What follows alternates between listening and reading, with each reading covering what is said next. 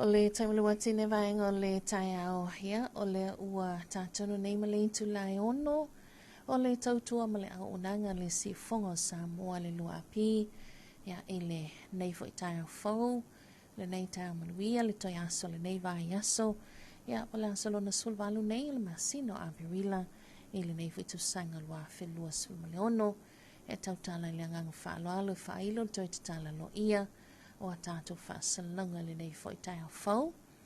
Ia, o le ia matalia tātou porkalame masani le tai au. E au na tātou vi ia le anga le lei ma le alofa le tua.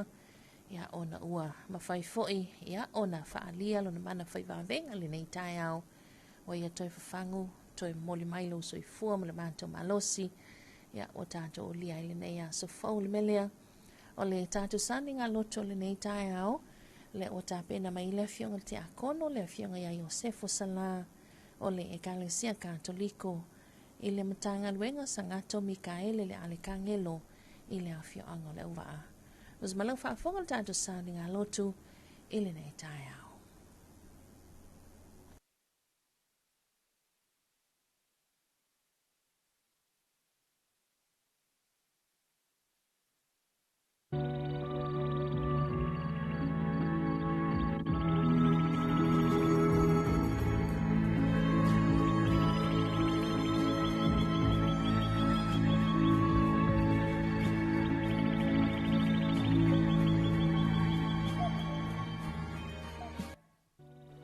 Tātou tāpua i le tua sua whatama, ma le alo, ma le anga, ka ia.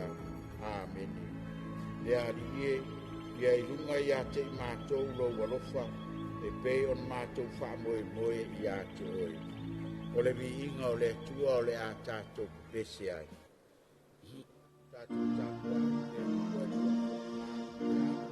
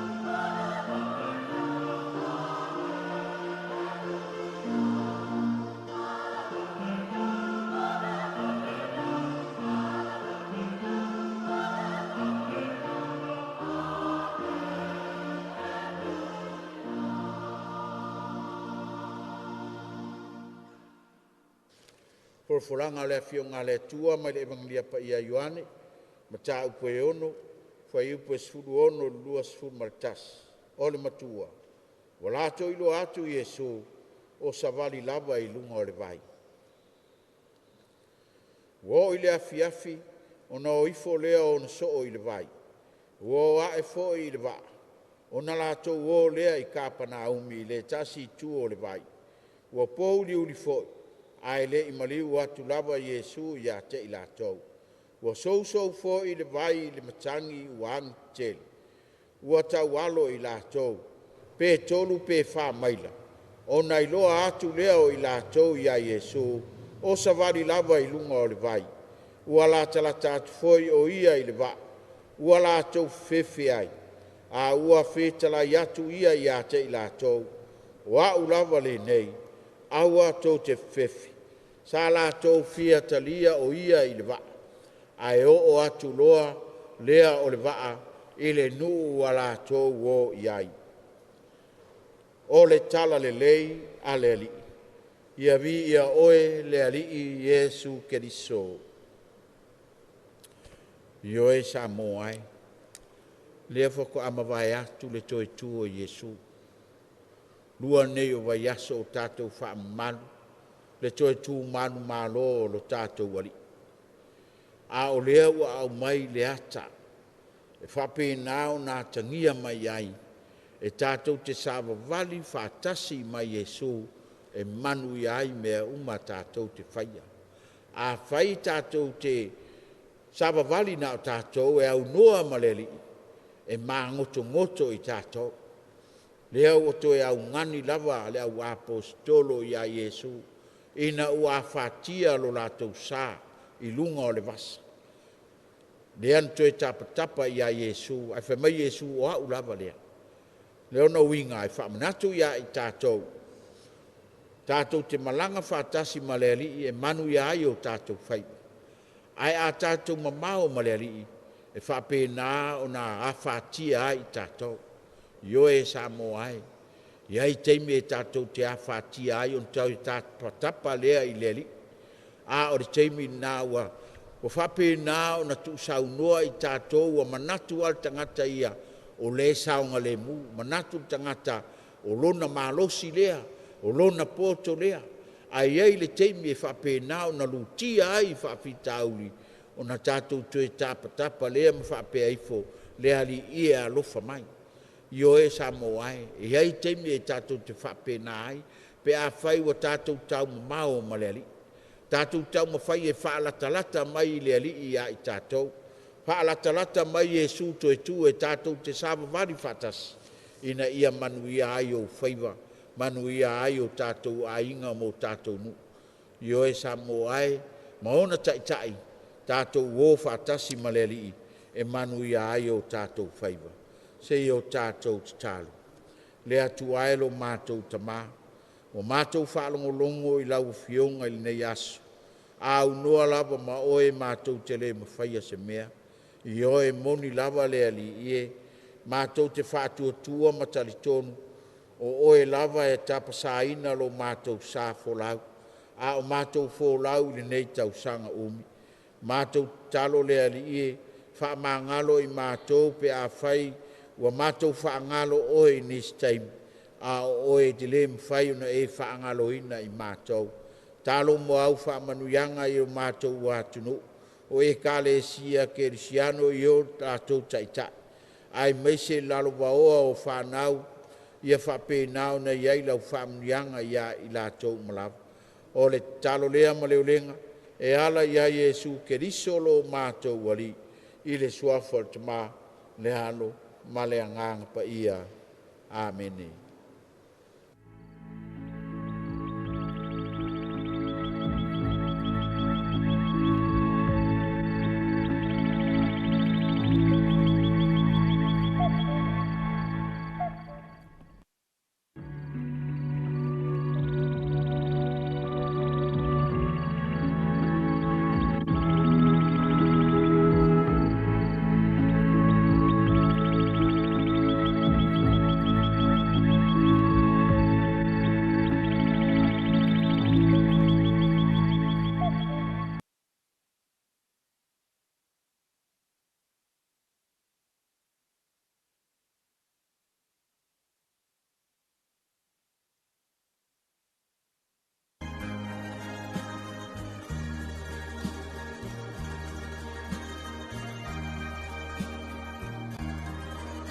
O le taimaliwa tine vaenga le taiao hea o le ua se fulu minute te ine leitu la e ono ia o le na ua te a fo i langi le tātou whapolo mo le tātou whasangi le atua le nei taiao ia e pei ona a vea le afionga le te akono le afionga ia e o sefo sala e whai mo tātou a taitai le nei taiao ia fonga ina foi ia e le ngata le afionga pa ia le atua tāna sanga molia, ia a ovi inga fo o le atua le o tātou whala e le langi, ia ilo na anga le lei mo i tātou. Le tātou sani a lotu nā, ia e pei ona ili whiau fola ma le whiau o moli mai mo i tātou le nei tai au, ia tātou whalau whatasi male lii, tātou malanga whatasi male lii, ia pe whatanga fo i le lii e tau tailo wala, i le whai unga le neiva ia so le tau mate, ia e tini matanuu manuia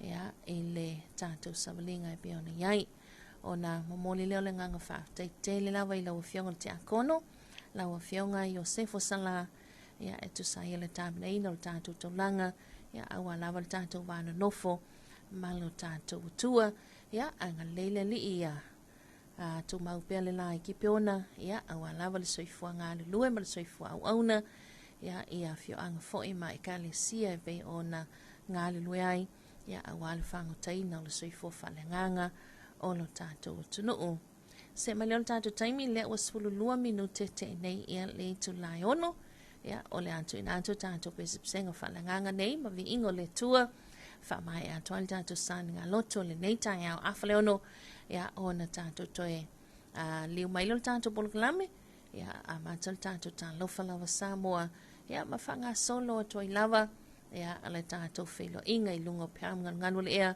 ia ele nei vaenga le tai au whaatalo whatoi foi ia pe a whai o le nawa to a e ma ua mai a tātou whasalonga le nei tau fau le nei a sa fos to na i nei se fuluma le valu o le masina o aperila ia le tātou savalinga nei to sanga luafe fuluma leon luafe luas fluono ia wha maa lo le soi whamanuia wha maa lo le langi mama ia vi ia le atua e le soifua maleola. Pingo le tua, ia, mai le webese whangasai Amerika Samoa, ia, o le pongisa sa tele, ia, le ua mauatu, ia, ua tatafa mai atu tau le leia, o le nei tai au fau ma le nei a so fau.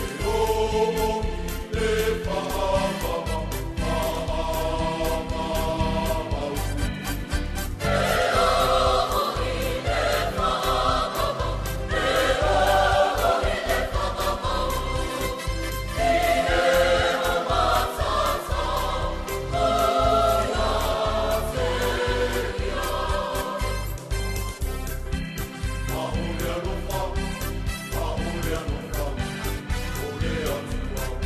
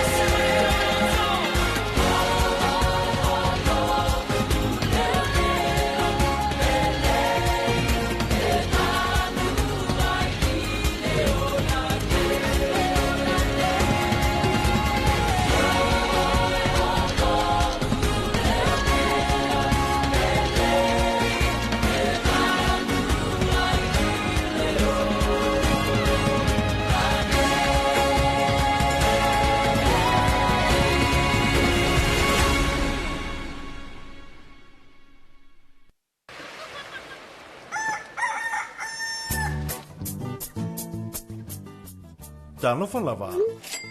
Yes. Ua si tia le tau fesuia ingo tupe wha amamoli le Western Union. O lona winga ua whaateleina tupe tala. O le a whaitijia tupe wha o ngai lafo mai ai. Ai te le o le a talaina. Ha whea nei le ofisa le number one currency Western Union pe wala au mai i le lua lima ono lua tolu. Mo nisi whaamtalanga i suinga maua e o taua fesuia ingo tupe a le Western Union.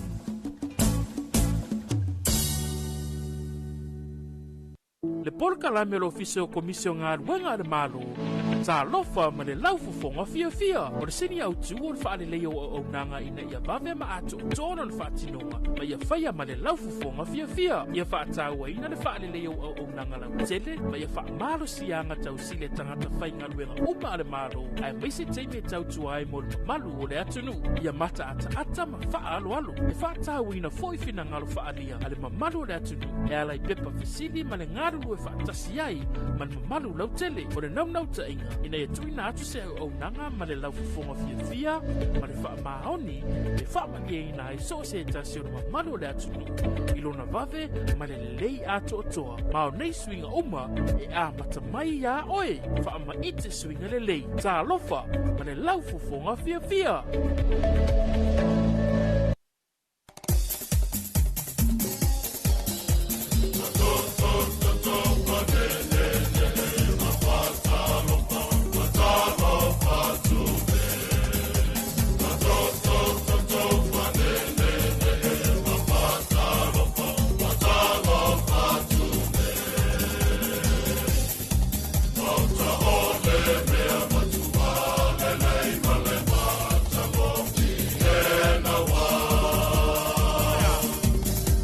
Samele watine vaenga le taia o lewa awhatonu ma le itu lai ono i le tautua ma le onanga ne le Talofa Samoa le lua api. Ia i le nei hui taia o fau ma le nei aso fau le astona i le nei. Ia aso lona sulma valu o le masina o aperila lua awhelua se fulma le ono. Ua mai a antua tātou whawhiwhianga. Ia e pe on e whaafonga mai ia tātou musika whaalenganga. Vi ingo le tua.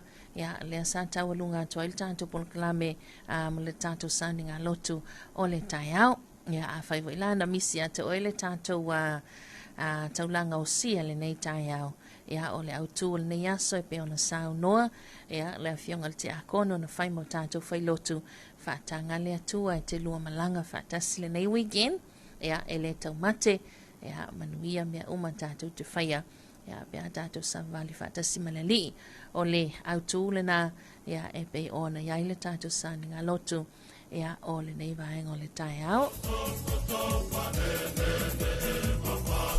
tato se mai lungo tato poklami Talofa Samoa le nei talastona ia o mafai foi ona tato toi feva ai e sila mai mo tilo atu ia i lungo nei masini wa tato whaangaina ia masini whaanei ona po ia maleata mamai ia le fausi ina o nei so ta inga i lungo penga te whailangi ia ona o le anga nei o le tua ia tanto Talofa Samoa fai fo ilaun tu inatu ona o le langolong soma alo si mai a le pulenga ma le o whainga aruenga le tanto company o le Fexco company ia po le au nanga uma lava le iai ia le faltupe malala uma lava le Western Union ia ilo tato tuduu ia mai so lanto pa anga ia tunu mamau ia o loo au mai pele la tau au ia fama fola mai pele la tau au e langolong sua ia i le tātou polkalame mai la songfua ia i le asotonai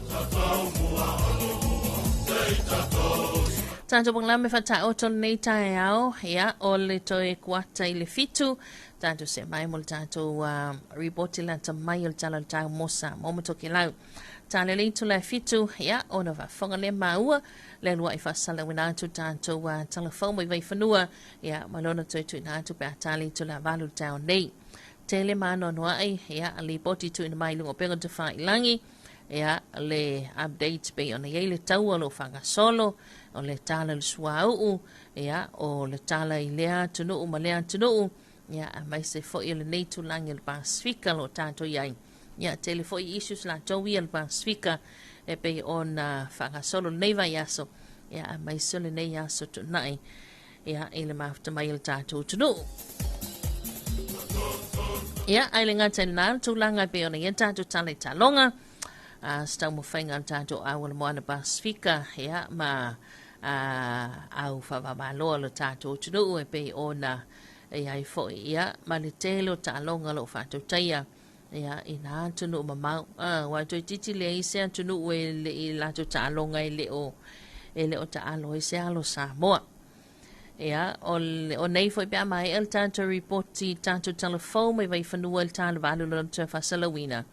Ia, ona so o toi lea mo le tātou reporti le maketi funga lei. Ia, le foi asia le tau whaia whaso. Ia, ma le fionga ia masoi po le astala mai. Ia, e pe ona el tātou maketi funga lei. Mwhanga solo toi lawa le tātou por klami. Tāleo le iwa. Ia, ona whamuta leo tātou whilo inga lunga le tātou live. Ia, ona iai sota inga fo ile masani pe ona iai nei tai au. Porka la masani le vaiaso, ia, lona toi whasalawina le astonai. Ia, matatu musika. Ia, matatu tala noa lava. Ia, pohani a lunga pe ona iai. Tātou wasia foi ia le. Moto fianga, atala fantu. Ia, le mamalu mana mawalunga tutuila mamnua le nei tai au le aso faraile. Ia, ma lo lawa le soifo manuia. Ma lo fo ile soifo maua. Ia, vi ia le li. Vaiaso atoa. Ia, o lo fianga ia tutuila mamnua le whamana tuina lanto silau lua suluono tu sanga. Ia, be fo ila ona iaile. Aso nafi. Ia, le ana tawalunga ai ia le tunga fautas. America Samoa le fo ila ua manino. Ia, alanto sa. Ia, e pe ona oli mai ai le tātou wala ulia whaapitoa. Ia, mo le tātou ono sulfato sanga. Ia, i le nei fo ito sanga lua afe lua sfulma leono. Ia, le ai e wala ulia ai ia sae lima mai America Samoa. Ia, awan tātou whaamoe le na. Ia, o te iloa. O nau e silafia. Tele fo ito stusinga, tele fina ngalo whaalia. Ia, tele manatua. Fe fuli sa i solo i lunga hope ngata wa ilangi na ua mae. Ai le tunga fautasi America Samoa. Ia, le na. Ia, o la ua. E le o alo tamala mai fo i America Samoa. Ia le e tali le tātou wala ulia le tātou fua. Ia, wala ulia whaapitoa le fionga te tai le malo. Ia, ma le tātou malo. Ia, ina ia au mai sa ia lima o America Samoa foilia. Ia, o lato top 5 le alana mautua na nafi. Ia, ina ua mai ale final o le lato wa po o le sailinga simbini. Ia, o tu ngā fautase pe ona ia le sao le afio anga no uli. O le lato wa fau a tolu wa no uli. O le wa fau la le ana tulanga mua. Ia, ile sailinga sampini le aso nafi. Fa umi ai leo o se whamatalanga. Ia, manai au te iloa nasa sila uma ia ilo tātou tunuu, manai tātou tangata. Ia, e tūlanga fo peona ele tātou tonga tātou tuungana le aso nafi. Ia, ia le li imu whain whaatau nuina. Ia, fo ina moli whaapitoa le nganga whaaftai a le tai komiti, ia, le tama malu le fale, ia, ma le lato komiti fo i le mawhaiona whaatinoina, ia, o le tuunga fautas. Ia, tilo to fo, so le emu linga fo i tātou tuunga fautasi America Samoa. Le to atele o le mamalu le antunu, ia, na mai tawina, ma maua mai lungo o masini pueata. Ia, le lofi atu ma le anga i atu e tapuai, a mai seo nu, a wae sultonu la whai wa aiana, iana tutu ufo i le tuunga fautas, ia, America Samoa. Ia, e whai asina, e iele wa alea ele e mawhai o na alu le hits mua po le tuunga mua nafi, nena tu e wha. Ia, ai peita iane le e mawhai o na tau wale isi sa. Ia, le alana tutu o iana le totolu. Ia, o le tuunga muli la lea e iwa le leile au whainga wa.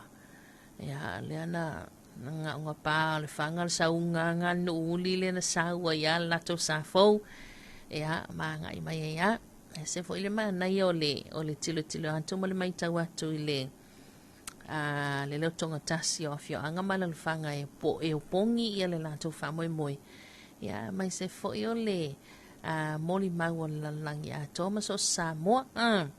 So la o le ua mautu le top 5. Ia, o South America Samoa. Ia, e pe ona ta pena mai ia la vola pe o faisina koma le nei weekend. Ia, ona toi ta pena i fo i leo lanto ko le ninga. Ia, a wale ta pena mai. Ia, mo le tato fua. Ia, ile masino yoni.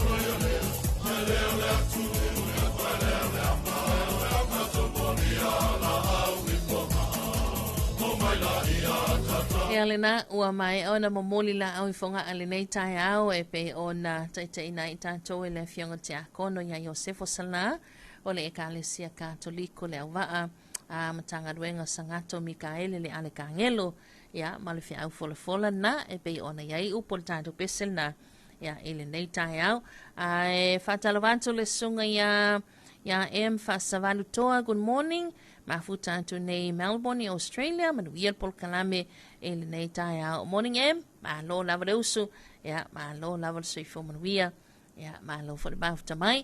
O o tatala atu fo ifai to on tato Facebook page, to EP Facebook page, mal tato to EP YouTube channel, ia, to ina mai lau fe autus tu sia, tato tala noa le nei tai au, ia, po a mai oe, po e ala mai, ia ile fia lo loto po e ala mai ia i ti ngā o le tino po e ala mai ia i whaanonoanga o nol wala upa ia le tua ia tātou noa o tātou musika ma le tātou polklame le nei tai au ia e whawheloa ia tua ia te oe ia ma moli fo i se fia au e whabalu si au i lo fina ngalo ia mai se wai la tau le ua usu mai ngā luenga matiu te nei tai au me to te lewa la to nisi wa company business fa wa pe ala to nga luenga ya ole asto nai ya wanga na ile tele office ma mtanga luenga na malo ya manisi we fa la po tonga tuma o ti le wa malo lo e nga tanga luenga la so raile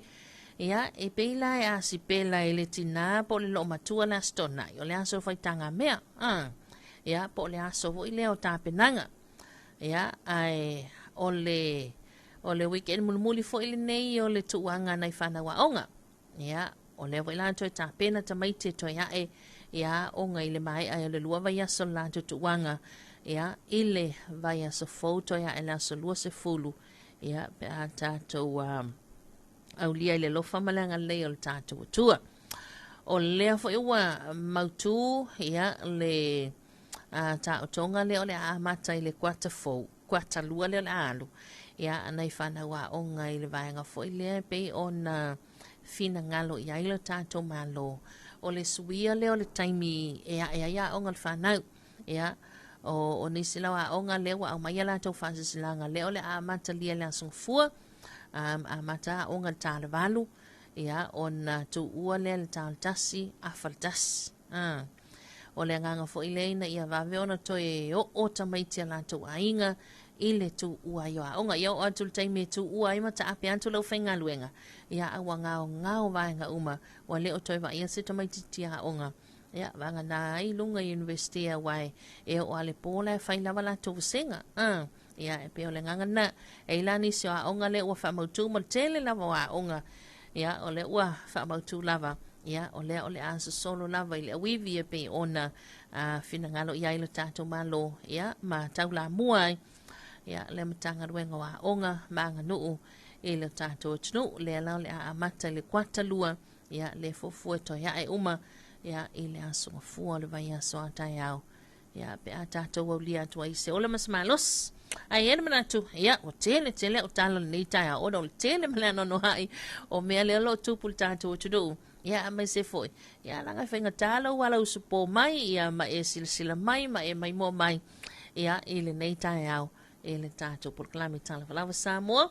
Tātou se mali whawhiwhianga, ia, tātou toi wha wawai lea, ia o tātou talanoanga le nei tai au.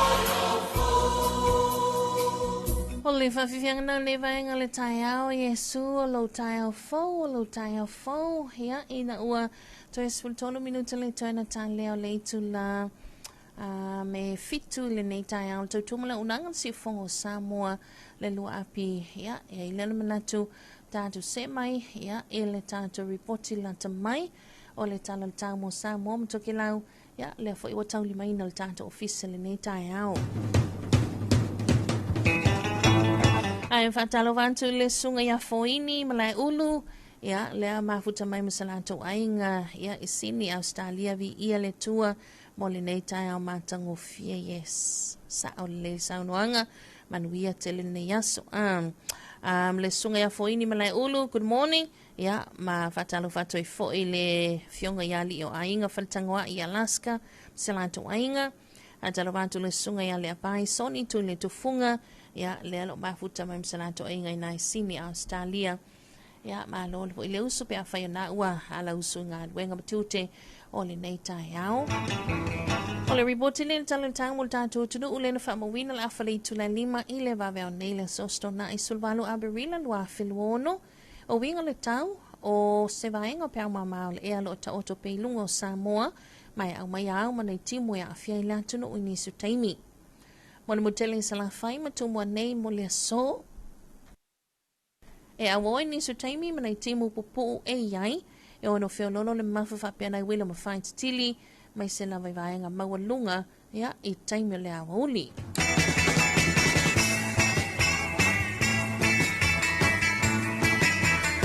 Talo tau mo o ngā sami mga te whale o Samoa. O winga le tau au savili ange malia ma le lautasi. O loo afiai o ngā sami o lea tunuu. Vainga nei ngā te whale ma o ngā sami i mātū. Ia whapena fo i mga te whale ma o ngā sami saute mo le sola wa ia. O le aangi ma lia ma le lautasi savili. 5 kilomita le tula. O ngā lumau mai tasi ma le awha mita i le 2 mita le mawalunga. Ai moa tai au la susa. O le aangi le mata polo savili mai i sae. 5 kilomita le tula. O ngā lumau mai tasi ma le alfa mita i le 2 mita le mawalunga.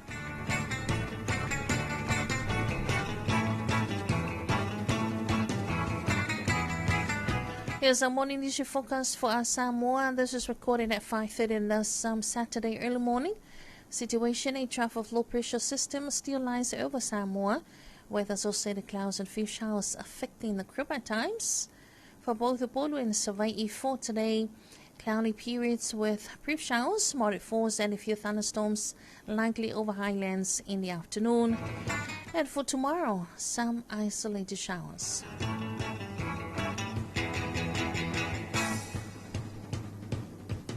Here's our morning marine forecast. Situation in light of variable winds flow affect Samoa's marine waters. For both northern marine waters and the southern marine waters for today, light available winds of 5 to 10 kilometers per hour, waves and swells of 1.5 to 2 meters. And for tomorrow, easterly winds of 10 to 15 kilometers per hour, waves and swells of 1.5 to 2 meters. Maninonga nal talo tamu tato tunuu ya ile nei vaenga le tayo las tunai po le nei a weekend ya e pe ona yai tato tala i tato lau whanua a mai se fo i le tato ngā te whale. Talo vani toke lau, ma lo lau soi whamanuia, ya o se reporti lanta mai fo le nei talo tamu o tau, pe ona whamawina le ofisa na vai talo ben sula manu nei tale ono, i le vaveau le so winga le tau, o se vaenga pēu mau le ea whatasi mau mati mono a fiai la tunuu. Vaenga le tau, moto i lau se i alia le vailuanga le boana nei, e timunga ni su taimi mai ono ma mafa whapena i wila ma whain titili, whelolon malo se savili mai matu i sae o le sami sisi, vaenga iona tuatu, o le a awoi ni su taimi manai timunga, whape fo i nai wila ma whain titili. Here's a morning focus we talk now, issued by the Samoa Meteorological Division at 6 o'clock on this Saturday early morning. Situation, a trough of low pressure with associated clouds and showers affect the group. Focus a minute tonight for Tokelau, occasional showers with isolated heavy falls and thunderstorms, moderate northeasterly winds, moderate seas, and for Whetaluwa Tokelau, cloudy periods with some showers and thunderstorms. And the next updates Tokilau will be issued at 20 more minutes to 4 o'clock on the some Saturday afternoon. Yeah, ole report ilanta mai fo le na talanta mo to ilau. Yeah, mai ile. Fa mo mo le anto mo se si fa popongo talanta mo Tokilau to lusun minuti talfa. Yeah, ile afia fine ai mo sa mo la vaia tanto tuli lo le talanta. Yeah, ale ole afal sultan siltao day. Yeah, ole afal itula lima. Ile afia na nei mo fo ile fa malo malanga fa tai le bulenga mal fainga wenga le official va tal ben solomon nei ya on le wa ta auto ya ma mautu le ta tonga ta to talantau ya so ta to no myself fa mai ne ta to pa anga tokelau ya ile nei ta anga le li ya auto fa fo i matiu tele nei ya so ya wale longo puili ina ta to no ai lava se si swinga la ta mai luma ya tato e fai me fa longo level tato talantau but overall ya fa tai ma vi ya langa leo le tua ya ma wan lao le ya ile tau lang le fo ma manta ngo fia tato no ya mai se fo toki lau ya e pe ona i ti munga mama lava nai wanga mama ya e pe fo na mai tawina le pongi sa ana po ya ole ana palasi nai wanga mama ya o timuna famela vai to angalo fa susu ya atalo vantu be fa na wa anga mai lunga la tele nei tayao ya le sunga ya balama pongia le lawa vayala good morning malo le usu fa longo anti sa fa to le fanga ya man wia lo waso va after tele balama ya man wia telefone nei tayao ole o to 5 minuto le tona tale le tu la fitu ya tato se mai o le fafifianga ma le o besel kolisi maulungo le fifi ma lifa manu le vaveao to sangi lunga fungo la au ya ona tato se mai lo le ya tato telefone mai fanua e lona lua i fa salonatu ya ele nei vai ngole taiao. Good morning.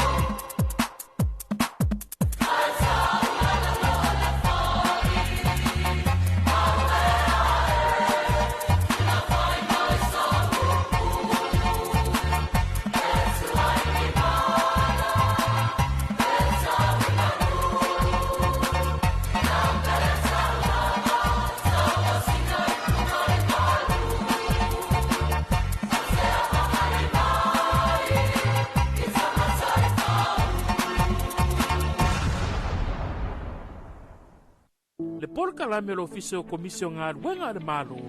Talofa ma le laufufonga fia. O le sini au tu o le whaale leo o nanga ina ia vave ma atu o tōna le whaatinoa. Ma ia whaia ma le laufufonga fia. Ia whaataua ina le whaale leo o nanga lau tele. Ma ia wha malo sianga tau sile tangata whainga ruenga uma le malo. Ai maise teime tau tuai mo le malu o le atunu. Ia mata ata ma wha alo. E whaataua ina foifina ngalo whaalia. Ale ma malu le atunu. E alai pepa fisili ma le ngaru e whaatasi ai. Ma le malu lau tele. O le nau ta inga. Ina ia tuina atu se au nanga ma le laufufonga fia. Ma le wha maoni. E wha mani e ina e so se tasi o le malu le atunu. Ilona vave ma le lei ato o toa. Ma o nei suinga uma e a matamai ia oe. Wha ma ite suinga le lei. Talofa ma le laufufonga fia. Samilo e tine vaengal taia leo tātou nei malintu lai fitu. Ia, o se mai leo whaafonga. E le loa i whaasala winato tātou telefon me vai whandua. Ia, tāwana ina foi. Ia, e le tātou telefon team.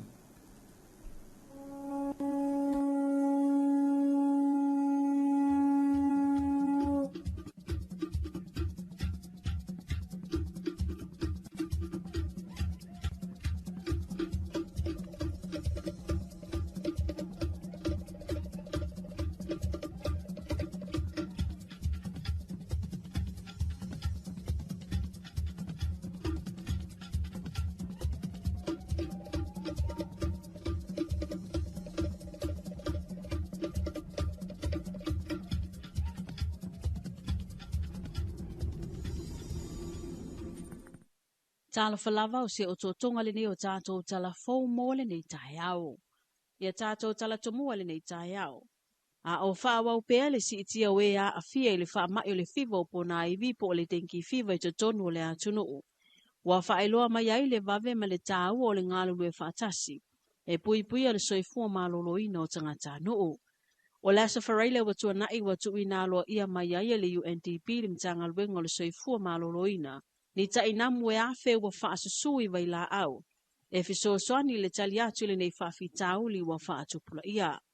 O nei ta inamu e tusa ma le ono afe ta la le ta wa whai.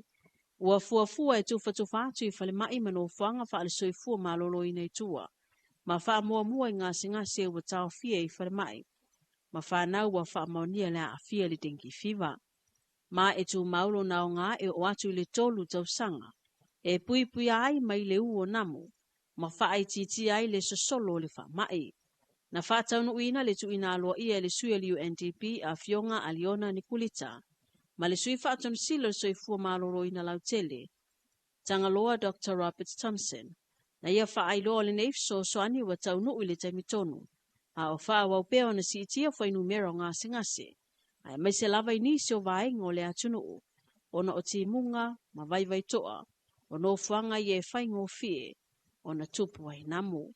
E tu sa ai mali poti la tamai e se lau lima se fulu wha ma ta au pofo le tenki fiva. Na wha mawina i le whai unga o mati.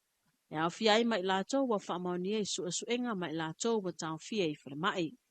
Talo mai anuari le tausanga i lua whelua lima. Wa i vai fo i mali una fiso ta i mali nei wha mai.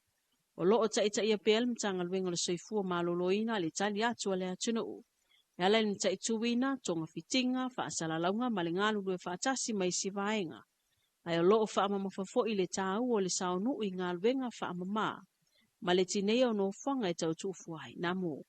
O le puinga o le nei whaamai, o le tiuti o tangata uma. Ua a matalo ia nei le Samoa Digital Week lua wheluono.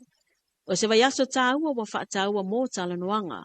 Fou valenga wha teknolosi, maleanga ilu mole atunoo. O le nei wha moe wa wha tautai i lalo le autu. A nga iatu i se Samoa wa wha maalosia, i le tu tau teknolosi. O se avanoe le ngata e toe ilo ai le ala wa savalia. Ai o le fua ina fo i o la asanga mo se lumanai wa wha avai lungo le ata mai wha teknolosi. To mai wha masini, male au fia lau tele. Wa o fia wha atasi le nei vai aso suia matanga luenga le malo. Le vaenga tu maoti. Pa la putuputonga o le atunuu, pa anga wha vau malo, ma le lautele e wha asoa e manatu ma wha maalusia le ngalu le whaatasi, i le ati na ina le vaenga wha teknolosi i Samoa. I tala noanga ma wha asoa inga, sa vai ina ma ta apuni vaenga au tu e tolu. le whaasidomanga numeral tangata nuu, o le whaatinoina o totongi whaateknolosi, ma le fisota inga ma le ngalu le whaatasi le wao matanga luenga le malo, vaenga tuma oti ma whaala putuputonga. I se whaatalanoanga ma talafo mai vai whanua, na tā uai e Profesa Mwangu tutia Ioana Jen Mau, le tā ua le wa ai mamau le au fia tutuso tangata uma, ma le sao o teknolosi le whaafai fia ino le soifuanga ia so umo tangata nuu. Na ia wha ailua foi, o le anga iatu I se Samoa wha teknolosi, e mana o mia le ngalu e whaatasio I tu uma, ina ia mautinoa I le aise tase tu ua le nei swinga. O le tūlanga ia o le whaataltanoanga, ia mawhai ai o na tātou wautilo, pe whaafea o na whaamautu, ia vaenga whaavai, so tanoa lai tūlanga tau whaavai, tūlanga ia tau I le pe o le digital ID, wai tolua e manga tolu ia vaenga o le peno, tūlanga tau o digital ID, po national ID, po le tūlanga tau whainga o payments, tau inga I tono Samoa, ia, ma le tūlanga lea o le mawhai ona whesotai uma ia matanga ruenga, ale malo, mai si vaenga uma le malo, tō tino uma le malo, mawhai ona whesotai, whaonga inga ten korosi, po tūlanga la, e tau mawhai ia le malo, e mawhai ona tu whaatasi uma ia au nanga ia, e mawhai ai ona ia se solonga le lei ma le alu iluma, o le tūlanga tau te mau ainga, tūlanga tau awa onga, vaenga uma o te mau ainga o Samoa. Le whaataua ino le mai aso whaateknolosi I Samoa, I le ngata o se whaamanatu, ai o se laasanga malosi lea I le whaavaino se Samoa o Saunia, saunga le mu mangafa tau ni maina, I le lalolangi whaateknolosi. Le o se taimi mua wa tau li maina ia le mtanga luenga o le soifua maloloina, feso soani al whaala putuputonga o taui mo whaalvelave whaafosei le ACC, e ala iniso masini whaapitoa mo le tonga fitia o ngase. I whaamamonga le soifua maloloina, o le ngase o le whaatua se tasi le o ngase, o loo to atele ai la to wolo au inatu I whaafo mo tonga fitinga, ma o le taia o nafi, na fōa ia le whaala putuputonga o taui o whaalvelave whaafosei, e le soifua maloloina niso masini whaapitoa e tolu, mo tonga fitinga o le whatu. O le afionga le minister whaala putuputonga o taui o whaalvelave whaafosei, Honorable Fata Ryan Schuster, sa whai masui o le te whono o komiti whaafoe ma le pulenga ma le au whainga luenga. E tu inalo ia hatu nei masini, I le matanga luenga o le soifua maloloina. O le matu o mai netai au, mo moli alo ia hatu, e whaamua moe netai au, e ala masini e tonu, e sa o le whionga mista, e tau ma pewa ila o lau atangata litu. E ko cardiography machines, cardiography machines e tonu, e au manatu, e o ia inga nei whaamua moe ngane, e atangi e ngā lue whaatasi, tanga lue ngal maro, o whalapo tonga maro, e au hale, e bese lava le tūranga su fua maraloina, a be whaamua moe le whionga le panbia, mo le kabineta, mo le whainga maro, e au hale su fua manuia o tau tangata, e au hafo le, e rola tu su fua. O le whaamua moe le tai au, le whionga le mista, e lewa, si sila mai wo, ma si mai matanga luen, Paputunga, ya tu alo ya tu nefa sin, ya wafa ngaina tatum tanga bueno. Wa atoa I nei le whao masini whaapitoa mo ngase le whacho, ma o le nganga whaafitaile o le minister le soifua maloloina, ono po waawao salu malolo fipo, ona o le anga le leipea o le ACC wa fsosoani tele, e le whatinong o le au nanga I le leo na taliatu I le atuno, o loo mo o mia se fsosoani. E tau whailoina le avea o le nei ngase o le whatu. Manu I tau te le lava I le ngata I Samoa, Vas Pasifika, a le lalangi atoa. Mai tele fo iso I fua le ngata ua mau mauai. Ai ua maa le pelepe fo I nise pele ia I tātou I le vānu no fuai. ona tūlanga whamaise ua tō whamaitia I lātou. O masini nei e pei o nanga lei mai ai whala po tonga, pei o tō laulau ina atu. O rea vea ma matalinga, e le ngata I lau whainga luenga, ai whapefo I lātou e toi whau e a whale tonu nei masini. Ina I mawhai ai o na lātou I loa, ma vave tonga fitia I le ngase o le whatu, mai e mo o mia o na tātou titala. Ina ia wha umi le olon masini. Ina ia wha umi e fo iso I fua o tangata Samoa. E le tau ngō fia nei masini. Mana fautua ina ia le minister wha ala potspatongo o tau I o wha lawe e wha fosei. Le au whai ngalwenga le soifua ma lolo ina o lo wha o ngā ina nei masini. Ina ia wha o ngā ma le wha I tete. O rawa tu alalo, le sisi, ya, le toi po serilu. Lo wata usana o se sonu mai le Rabotong, e me tau mai, e whata alo I vai ia, e tūranga I whalolonga e mamsini ia mai, e nau situa lalo, e le tau ngofie, e leo tōrai mai lau whama mista, man mista lau lango, e atonu tere swinga, e wani whamoe moe, nau launga lawa o le ICC, tatonga koe whatasi. O le nei tau mawhainga e o ngā tasi ma ta iala sa whaama ite le malo I le tausanga I luafe se furuiwa. Ma ua tuu whaatasia se ia ulia le lua afe tolu se fulu. O ni fuafuanga o luar mamau le malo. Ina ia mawhaiona tonga fitia I Samoa. Le tele o ngā singase. Me whaonga ina nei masini. I se tasio mata upe le na atia o le tusele ofisa silo mtanga luenga tupe le ofisa silo le soifua maloloina. E whaatatau I taavale o lo whaonga ina e ia whaatasia ima le taavale o lo whaonga ina le afionga le minista o le alama mtanga luenga. Mai le whaatalanoanga talafo mai vai whanua mai le minsta o le soifua maloloina on repo vaawao salo malolo fipo. Na ia ta uai, wa mai aswala upule lea mata upu. O le aswan nafi sa soa ile pule le fionga le minsta o tupe, o ia fo ile le fionga tatu sui palimia, atasi fo I male a fionga sa titi o ia le pule, ia tatu tupe, o le mau, ia fa atasi molo utangata male mato fo isi o. Yo mato titi o le vanga uma, ia maualaunga tisia.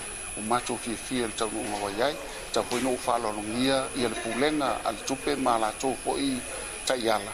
Ia al tūlanga na, ia ma wa awhaitasi.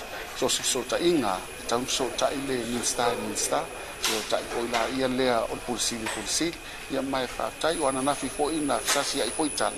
Ia e mati ile so, ma tau tono manuia na Samoa, e lea ia se whaiva ile asama se mauma. Anua po vaawao salu malo alo fipo. Minisita o le soifua malolo ina. I le mai aia le tolu vai aso talo na te talalo ia le polo kalami whaalawilo o le te te atu I fuala au whaasaina mtanga luenga mwhaala putputonga le malo. E ala le whaamalo sia o na whai o suenga o so se tangata whai ngā luenga li teminei o ofisa le malo. Po oa afia I fuala au whaasaina. Wata I mua ai le ofisa le komisio tangata whai ngā luenga le malo. E ala le whai o suenga le au whai ngā luenga atoa. E sa ili ai la tō wā afia I fuala au whasaina. Sa whaatinoina lea le whaala putputongo so suenga whaasaia nisia Samoa. O le anganga I mawhaio na mamale au whai ngā luenga o lotu ina atule au onanga I le atuno. Ma ia mautino lo whaatino ma le whaamaoni. Ma whaatua ina I le atuno. O le suenga I le te tau ana fuafuaina stasi leo whai tu ainga o suenga vai la au e whai le stras mo tangata whai ngā luenga lau tele. E tu sai ma le whaatonunga fau mo suenga o vai la au noa whilua lima. O le tai mua ai o le pisa si lea por kalame. I le ngata ina ia puipuia. Sa ili ma ia whaasalaina. O na o le whaongaina o fuala au whaasaina a o whaatino le au nanga I le atunoo. O le whaamaoni tō whinga ma wala aunga I ngā lulue ai le malo. E matua mana o mia tele. Ina ia le leile au nanga lau tele e tuina atu le atunoo. O se o tonga le nao tātou talafou mai vai whanua mō le nei tai au.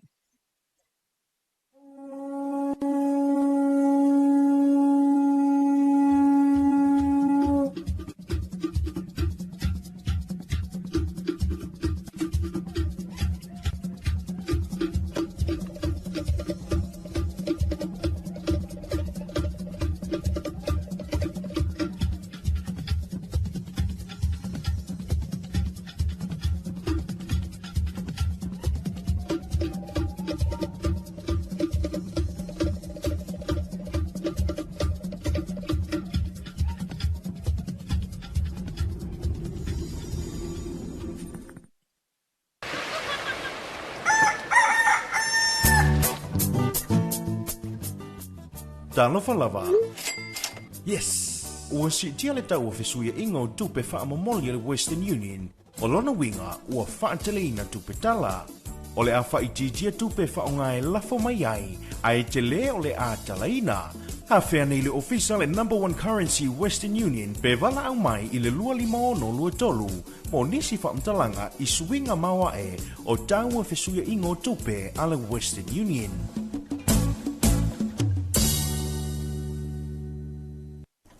O le taimile wati ne vaenga o le taia o le ua se fuluma le 5 minuta leo te ine le tu lai fitu ia i le tautum la unangan si fongo Samoa tu ipi ia o le na ua whafonga le tātua tunuu i le vaenga mo mua le nā o tutongo tātua telefou le nei vai aso ia le sa fonga i nātu le sunga ia Martha Tamata whawai me le tātua telefou team ia toi whafonga ia ma toi maua le tā le itu lai valu ia i le taia o nei.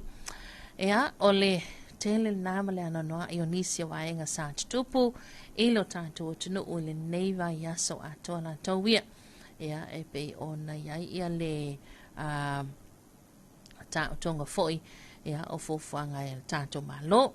Ea, onisia waenga mai se lavo le tātua tala lea i le masini ia, e mawhai ona siaki ai ia whatu mantua e o le tele lava ngase le tātou tunu ue a fia le whatu ngase le whatu e tele lava ina sa ili tonga fiti atu i atu no mamau ia mai so inisio o ngase ia onga fo ia le tele na sa ili tonga fiti atu ai New Zealand, Australia ia ma le malo intia ia le tele na malanga na ia tātou tangata matoianga i mai ia ua anga le i ma fafo sialo lato a malosi. Ia ai o le masini lana. Ia le peona ta ua ia tātou telefou te lelo na o ngā. Ia mai se la vos ia kima le mauti no ai o le process ia o ngā se le fatu. O le fina ngalo va il tātou malo. Ina ia mawhai lawa na whaatino ina i te tono le tātou tunuu ia tāutonga. Le whaia leo tāutonga fo ia mo ngase ia e au noa ma le toe anga ia tu ia tunu mamau ia e pe o stasi na waenga leo loo ta oto ili sila mamau al tātou malo ia ma le manuia wa o le lava anga inga iluma ma sawali pe iluma ia lo tātou tunu o le sivo i waenga na e mawhai ona whaititi ai le se leni fo ili a whaalu ia ona wai e le taungo fie ia le tutongina ia ma le tau mawhainga fo i lea tutongi whale mai ia tuno mamao lea e avatua ia nei tātou tangata fo ia matu ina tua i mō la tutongo fitinga tele ia male ano noa i tūlanga pēna ia tātou talafou ia o le nei fo iwa ia so la tau ia i le maitau atu ia tātou talafou tātou se emas tātou whaawiwianga. Ia, ona tātou talatala noa i fo ila i le tātou whaasol nei tai au. Te le o vaenga i o tilo atu iai. Ia, mo o whai tala atu ai le tātou maftanga nei tai au. Whamaile whaawiwianga le webese le ainga ben, Talofa Samoa. Ia, wa Talofatus vaenga sia le ua manawa ngā luenga le santiu te maripoa na poe o mai le nei tai au. Lea fo iwa toi te le watu mo te malawa. Ia, ile manawa ngā luenga malo le tawata i malo le ngā lue. Ia anga ia tu lava na malo lo.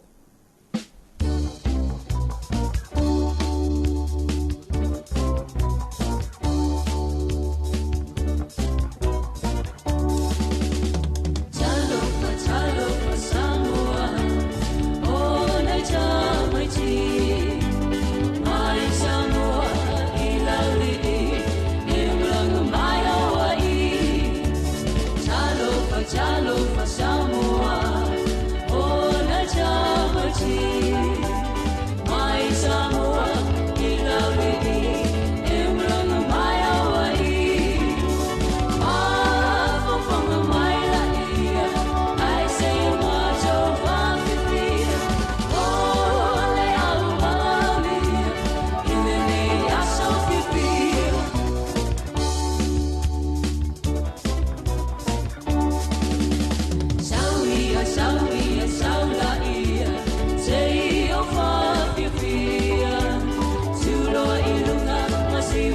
Fia,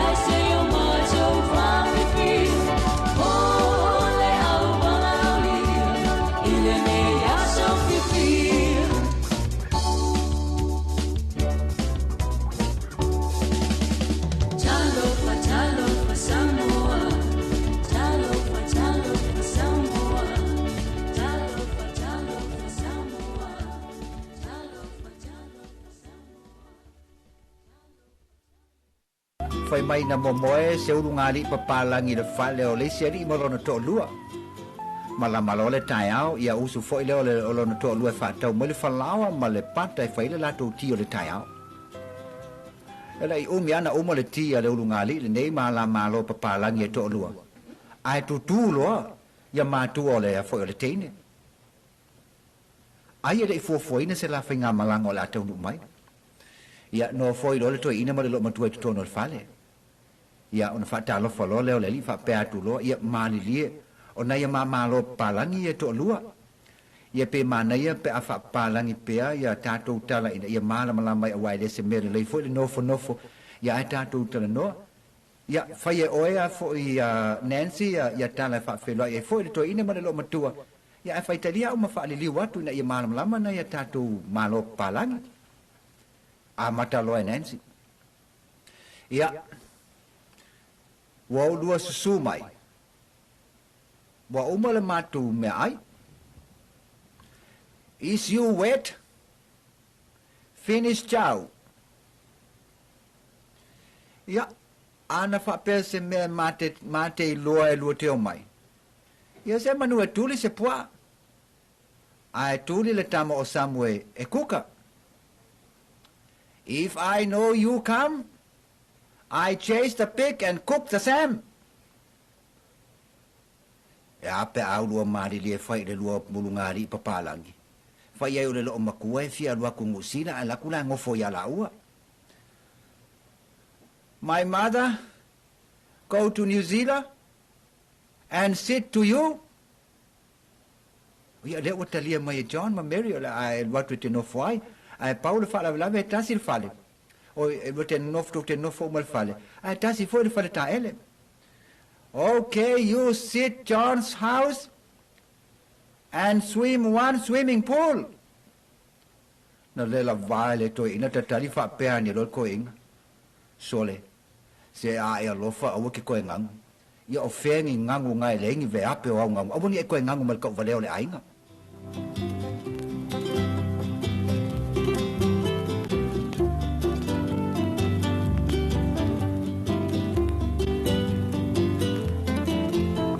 Ole taimulu watine vahenga le taia ole o luas fulu ma le tolu minute le o teine le itu lai fitu.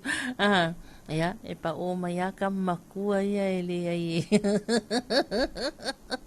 Ya, o te loana wa mausi da atal nei taia. Ya, mai se si vahenga sia wala usu mai mole a matanga fo nga luenga matiu tel nei asto nai ya, ma lo la wala la usu.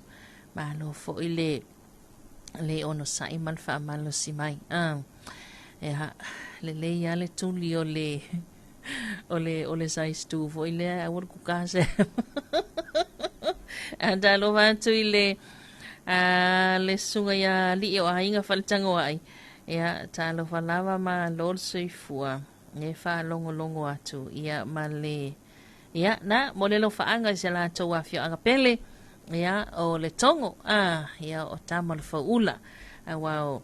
Sta sile vai ngai pe ona yai lava sa moi la aso ya e lava ingo fa apitoa o afio anga o la to au fai pese ya o la to au ta alo la to au kirikiti ya o teino le ise ya o isi ngoi al tani fole vang ya fa bena tai pe foi la le o le tamal fa ula ya la to foi musika ya o le afio anga le tongo ya o le punia lava ya o vailele ya o le maatulua I fangalii ya e manatua I lava si ufongo na itamali mana itu ya o le tato tunu u le tele o fai pese ya na sawa I lava ya le tipa ula mai satu paitel muteli sila fai ya o le fai aso serenaders ya o le fai isi ya o tulang o le langoto tele mananwa ya ona o le o ta o vaenga le o le mo le mana o mai le sunga ya li o ainga ya mo le fatunga le vi ya senato afia angal tongo ya staimi to ina tu la pese ali o ainga o se o le wa to le valu o I tu ba le wa mai on fa matu ulna to mai a fo ile tala la to se la lima sulu tala fo le o le por clame mal so swani ma lo mo le to ya o nga po le back to school ia le le au fiai vai monga tasi vai monga lua vai monga tolu vai monga fa va ta se ma tu malo fale ata tasi fale ata lua fale ata tolu fale ata fa o le aso se fulu ia o le masina nei a perila ia le sa ta o to le fofuanga ia o atuai ia ua mai a malava ona fa sa fual fa manianga le ia male so soani le ia I tu malo malava I limas fulmantas ia mana tua le tu malo mun moli lava le na saini la tu so soani le tu malo fa salanga lua ia o le ala ua reportia fo ni se pepa fa matalanga le tato malo newspaper sa vali ia e valu tu malo le ua mai ona ia ile tato lima se lau fas fulua fetala ia o tu malo ia le tu malo vai maunga tasi tau vai maunga fa ia mai tu malo fale anta tasi ia e tau I le tu malo fale anta fa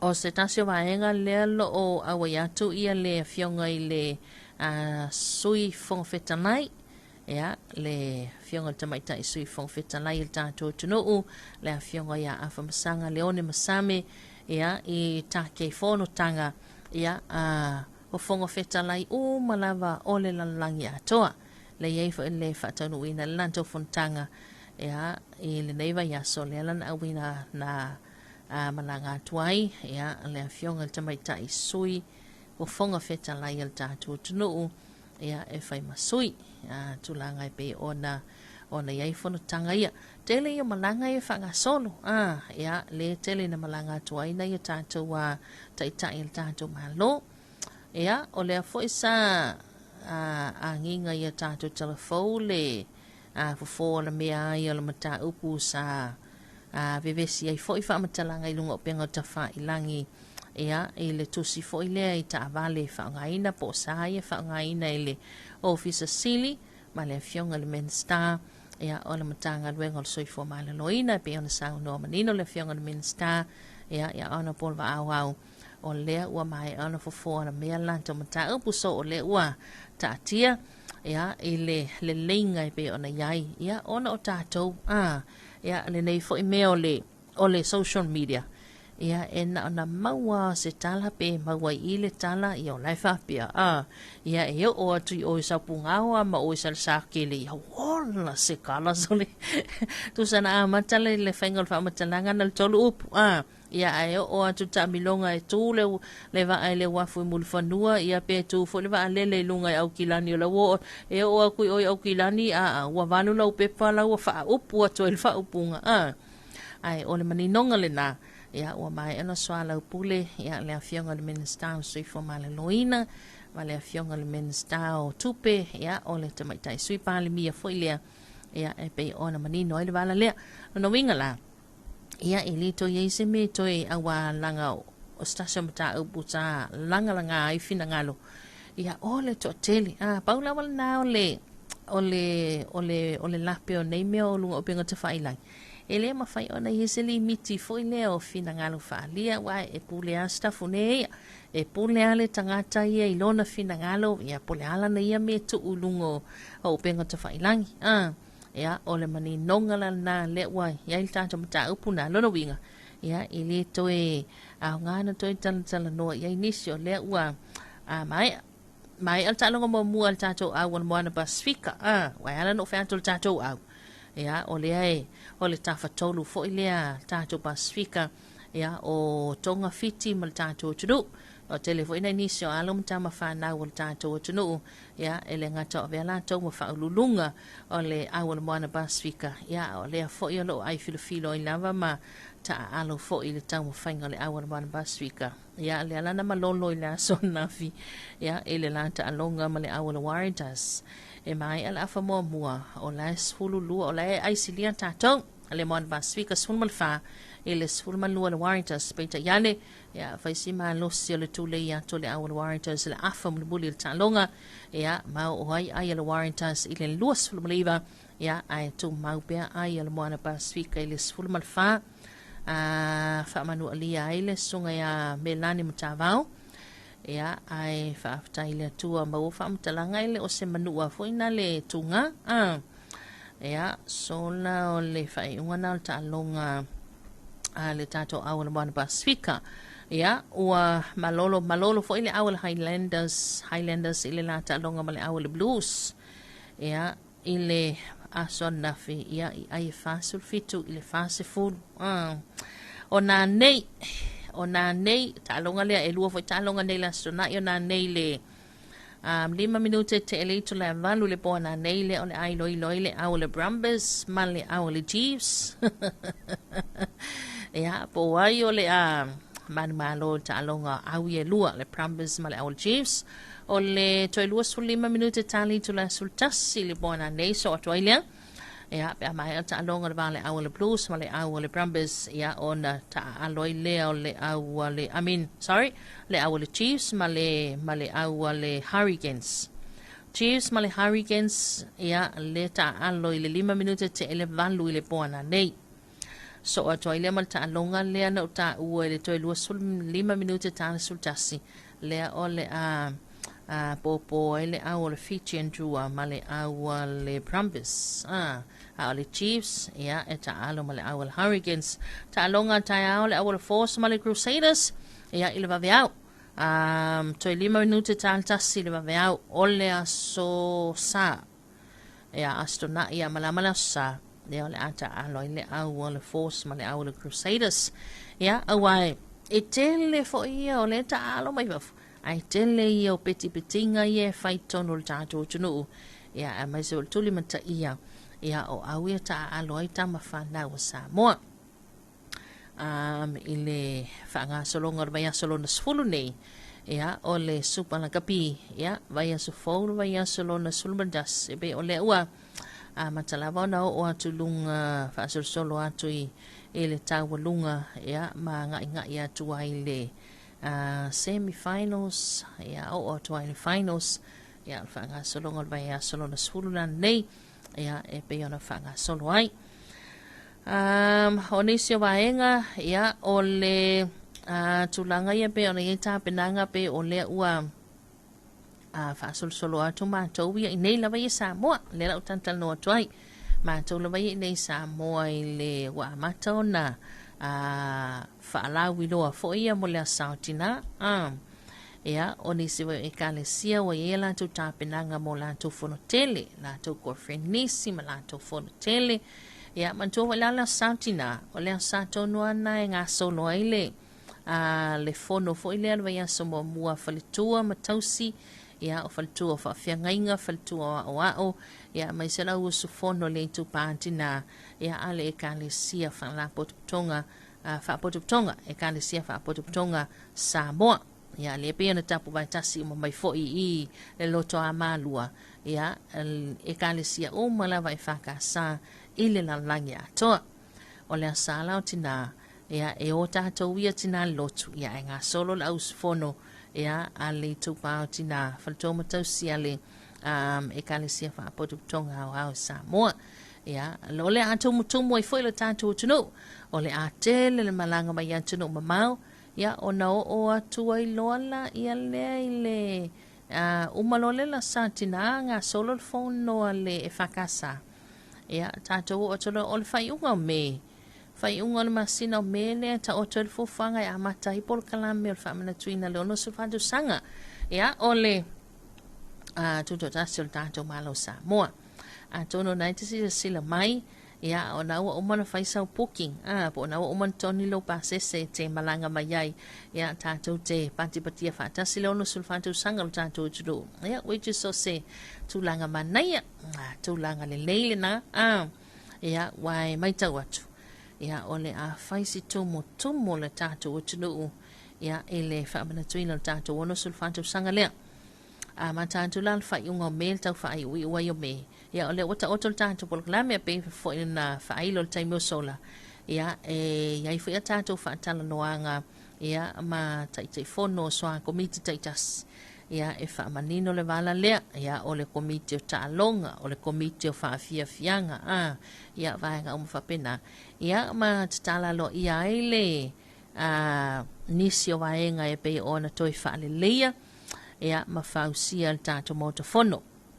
Ia e mai se fo ilan te tala lo ia i o le ofisa o le whailau tusi o le fono au whaitu la fono le tātou tunu ia i le tāpena tua i le tātou tutua tasi ia e o le taia o le sisi le tanga vai i malai tia whau ia ua mahe a vai ngā umala wana sultasi tātou ta lolo ia e pei ona tapena ina ia o la fua peila wana i tāpena ngā sāi ono lo tātou tunu ia le o le ia i le tu ngā whautas ia il nei tau sanga ia mantola le pokalamelo ta oto mai e mua tutu e mua faile tu ngā whautasi a tātou a Samoa ia e leisiaso ia faile tu ngā whautasi Amerika Samoa ia ona suerola i le siampini o le tau 3 a tātou ma le tau 3 Amerika Samoa ia le ala o le sa ilia i le siampini o le tu ngā whautasi le aso muli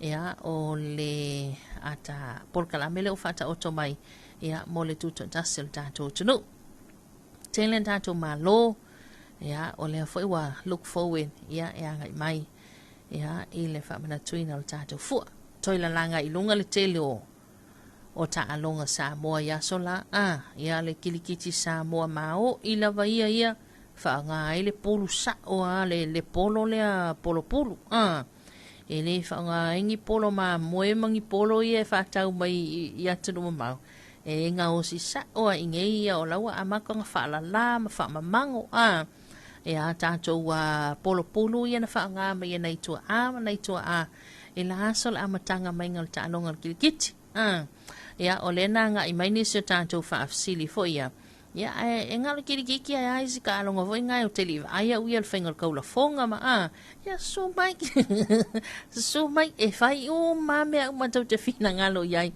ia e le tātou fua o whaafia fianga a whātou whatunga whalanga nuu ia o siva ma ulu o sa o le atoi la langa mai foi ia me vengaro e lengi piango o lengi ki kala o le atoi pese mai toi ina malo matua sasa mai lungal fa sala ale awaluma ia ala enge mai fa penge ia le selo toi fa nga mai ia tato wa a penga na ila so ia o le selo o le fala o le pake ia o tele la fa fianga ia wa tama ia le piano ia ona pepese ale o fai pese masisiva ia la to ba ulu ia o le nganga ta to wa fua ia o le tele ta to por kalami ai ia ile taimi o luma o le ia o atu ile tau fai o nga me a mata ia ta to por kalami lo no su va do sanga ia o le amanino to ile ta o tonga final program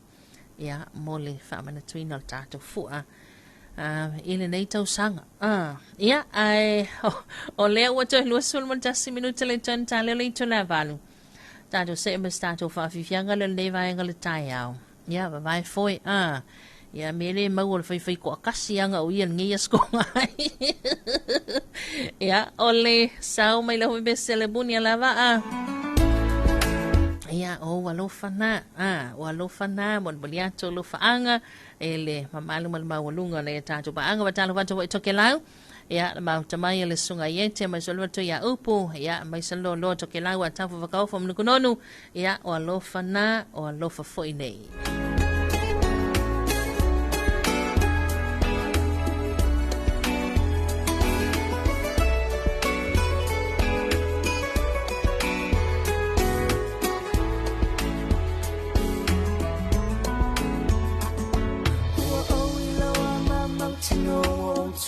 Sila lo pemo se avanoa se ia feani se no fuanga tasa asa abetalia la tatoma ana tauiane iseme atu ufua malela fulafua ona ofai atu aileo ta o walofana va ai yo fo na lo te na o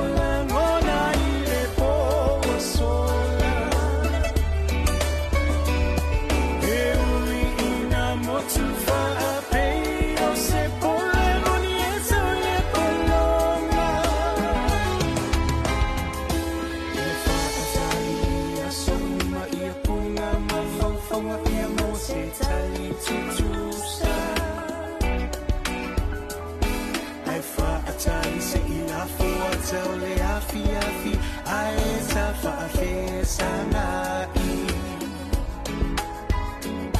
Aulu na namulo ufatu eliule pope yo fetu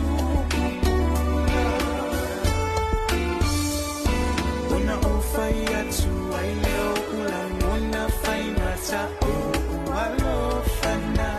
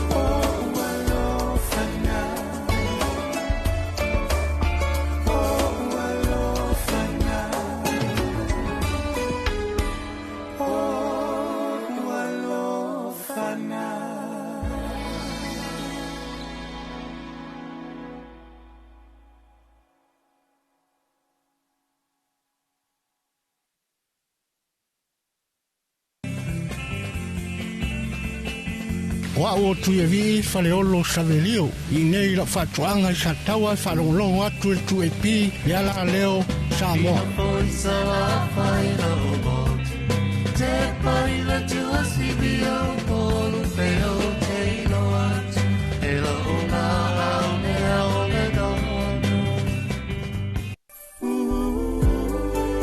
Talofa maloni ko ko vani tolo to mo we a ho mahe ia mai la vai tato ai hololo mai tu e pite ne lima pa hu amo mulino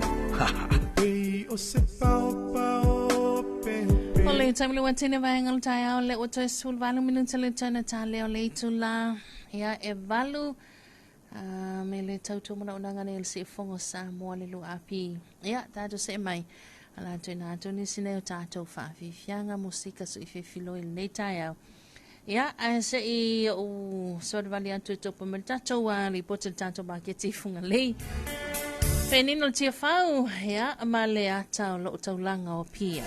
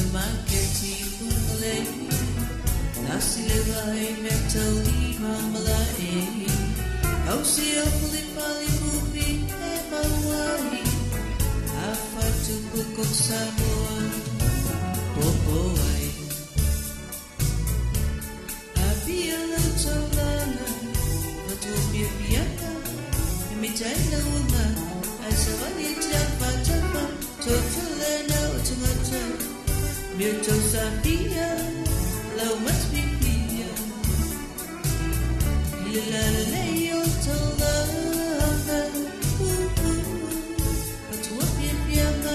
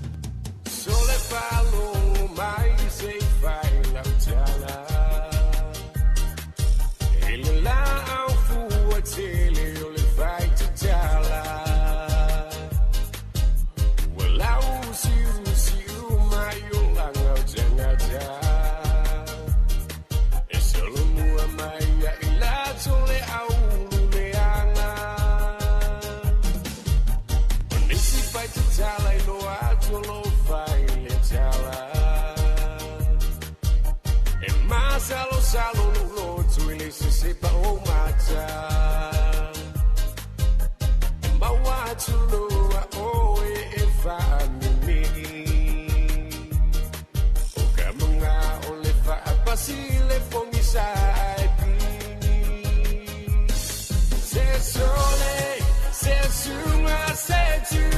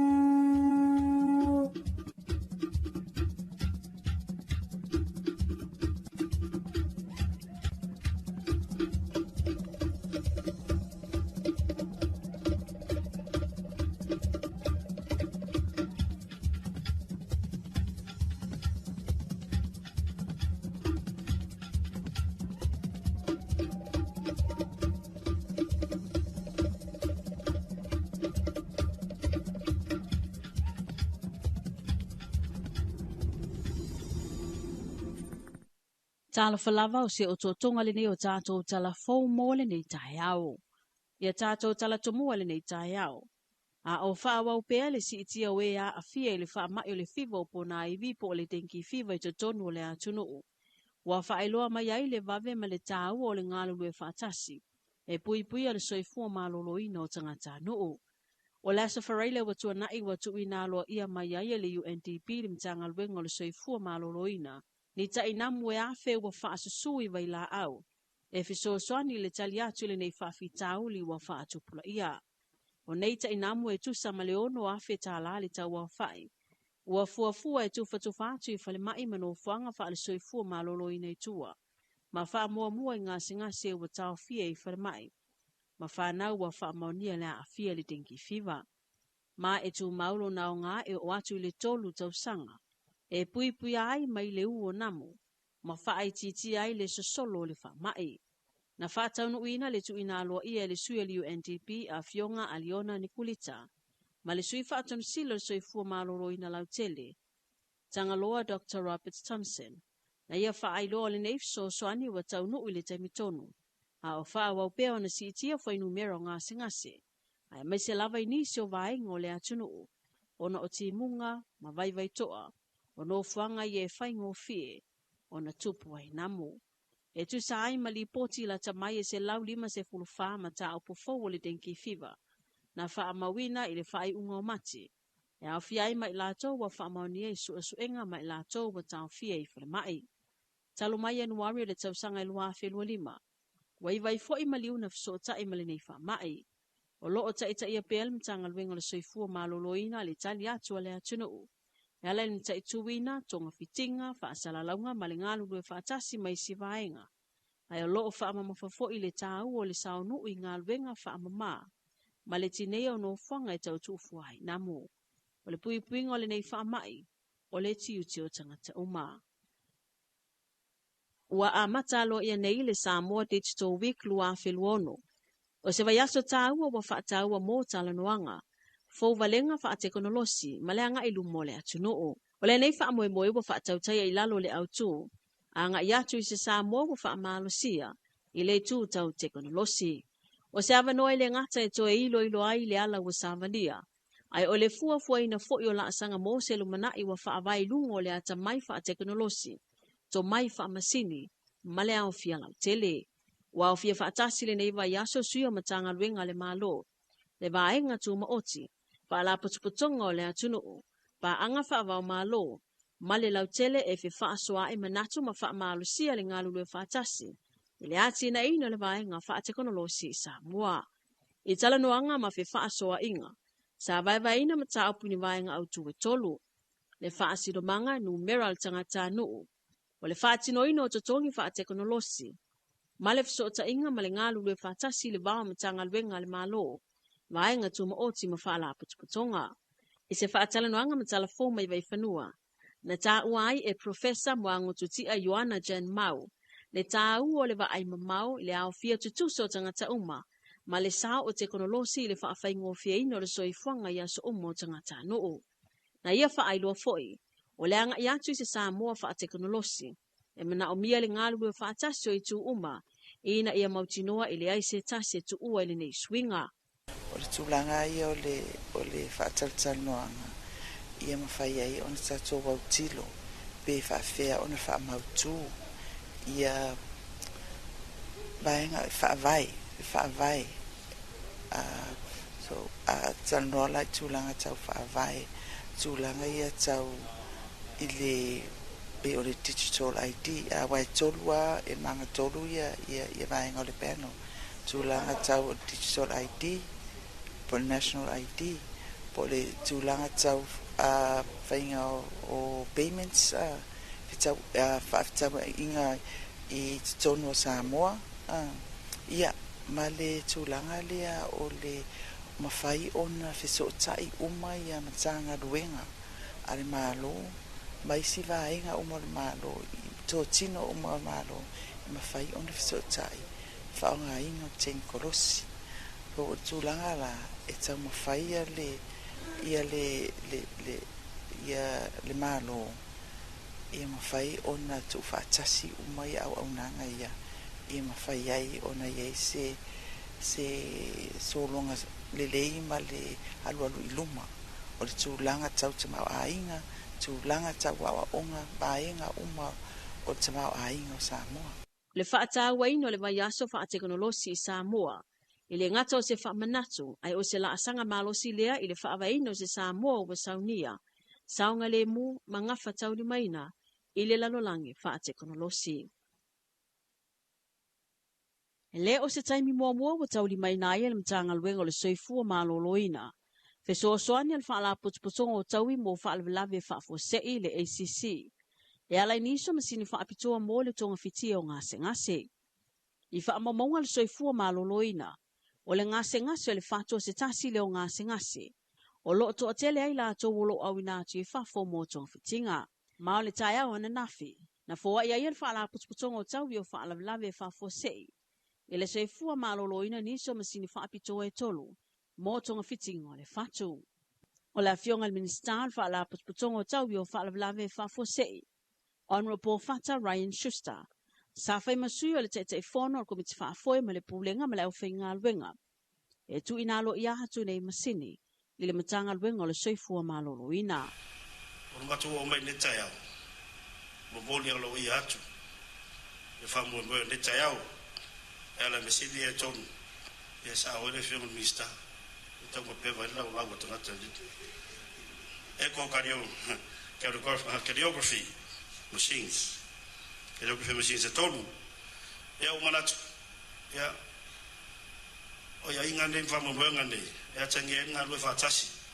Tanga lue ngan malo. O whala ko tonga malo. Ia wale. E me se lava le. Tūranga su fua maraloina. A me whamu mo le whionga le panbia. Mo le kabineta. Mo le whainga malo. Ia wale su fua manuia o tau tangata. Ia wafone. Ia rola tu su fua.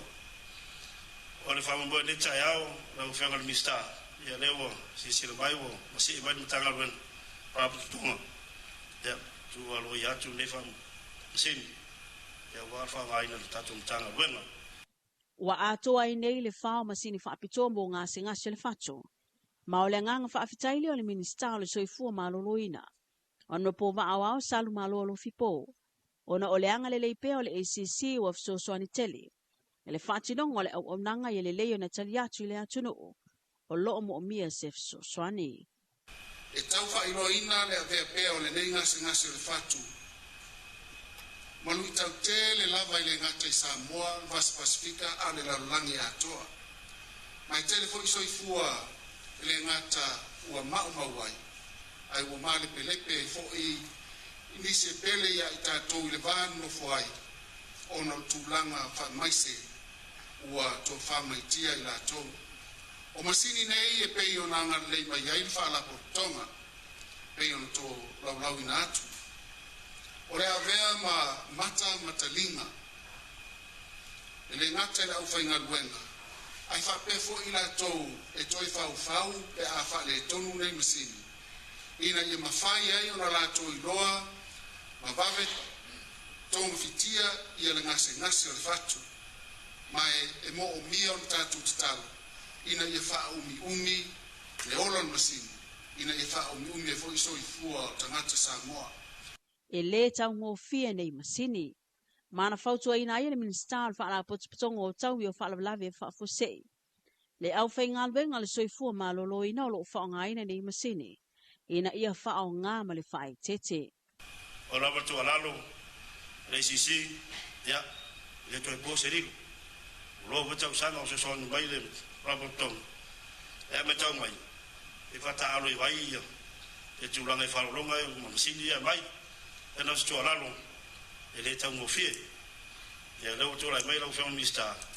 Man mista lau lango. E a tongo te re swinga. E a wani whamu e mboe. Nau lau ngarawa o le ACC. Ta tonga aloi whatasi. O le nei tau mawhainga e o ngā tasi ma ta iala sa whaama ite le malo I le tausanga I lua afe se furuiwa. Ma ua tu whaatasia se ia ulia le lua afe tolu se fulu. O ni fuafuanga o luar mamau le malo. Ina e mawhaiona tonga fitia I Samoa. Le tele o ngase e whaonga ina ai nei masini. I se tasio mata upele na atia o le tusi le ofisa silo mtanga luenga tupe le ofisa silo le soifua maloloina. E whaatatau i taavale o lo whaongaina e ia whaatasiai ma le taavale o lo whaongaina le afionga le minista o le alava mtanga luenga. Mai le whaataloanga talafo mai vai whanua ma le minista o le soifua maloloina Honorable Va'awao Salumalolo Fipo. Na ia ta uai, wa mai aswala upule le amata upu.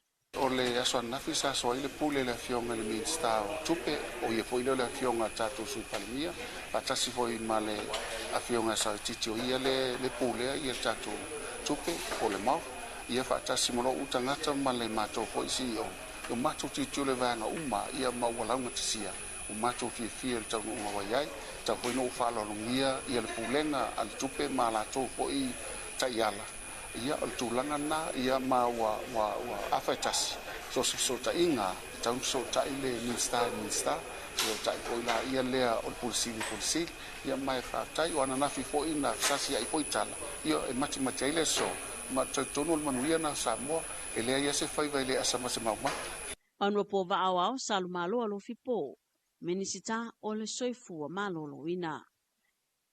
Ile mai aia le tolu vai aso talo na te talalo ia le polkalami whaalawilo le te te atu i fuala au whaasaina mtanga luenga mwhaala putputonga le malo. E ala le whaamalo sia o na whai o suenga o so se tangata whai ngā luenga li te minei o ofisa le malo. Po oa afia i fuala au whaasaina. Wa ta imu ai le ofisa le komisio tangata whai ngā luenga le malo. E ala le whai o suenga le au whai ngā luenga atoa. E sa ili ai la to wa afia i fuala au whaasaina. Sa whaatinoina lea le whaala putputongo suenga whaasaia nisia Samoa. O le anganga i mawhaio na mamale au whai ngā luenga o lotu ina atule au onanga i le atuno. Ma ia mautino lo whaatino ma le whaamaoni. Ma whaatua ina i le atuno. O le suenga i le te tau ana fuafuaina o stasi leo whai tu ainga o suenga vai la au e whai e le stras mo tangata whai ngā luenga lau tele. E tu sai ma le whaatonunga faumo o suenga o vai la au noa whilua lima. O le taimua ai o le pisasi lea polkalame. I le ngata ina ia puipuia. Sa ili ma ia whaasalaina. O na o le whaongaina o fuala au whaasaina a o whaatino le au onanga i le atunoo. O le whaamaoni tō whinga ma wala aunga i ngā lulue i le malo. E matua mana o mia tele. Ina ia le leile au onanga lau tele e tuina atu le atunoo. O se o tōtonga le nao tātou talafou mai vai whanua mō le nei tai au.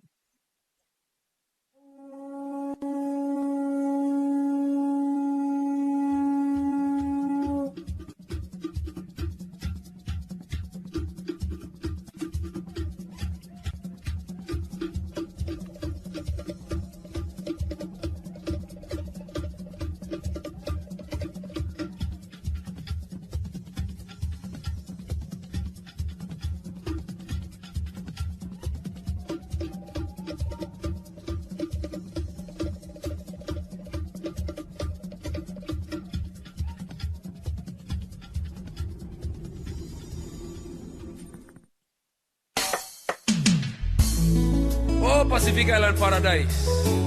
Shazi, Rinai, Paivan Ocean, i Karim Sabla, right Phoenix, i Kamlo, Ama Massive Level, Blue Blue, Olga Tala, Moana Pacifica. Talofa Lava. Tai. So my, Fatasi, loving you forever, Sipolinga Matalasi. So my, Fatasi, loving you forever, Sipolinga Matalasi.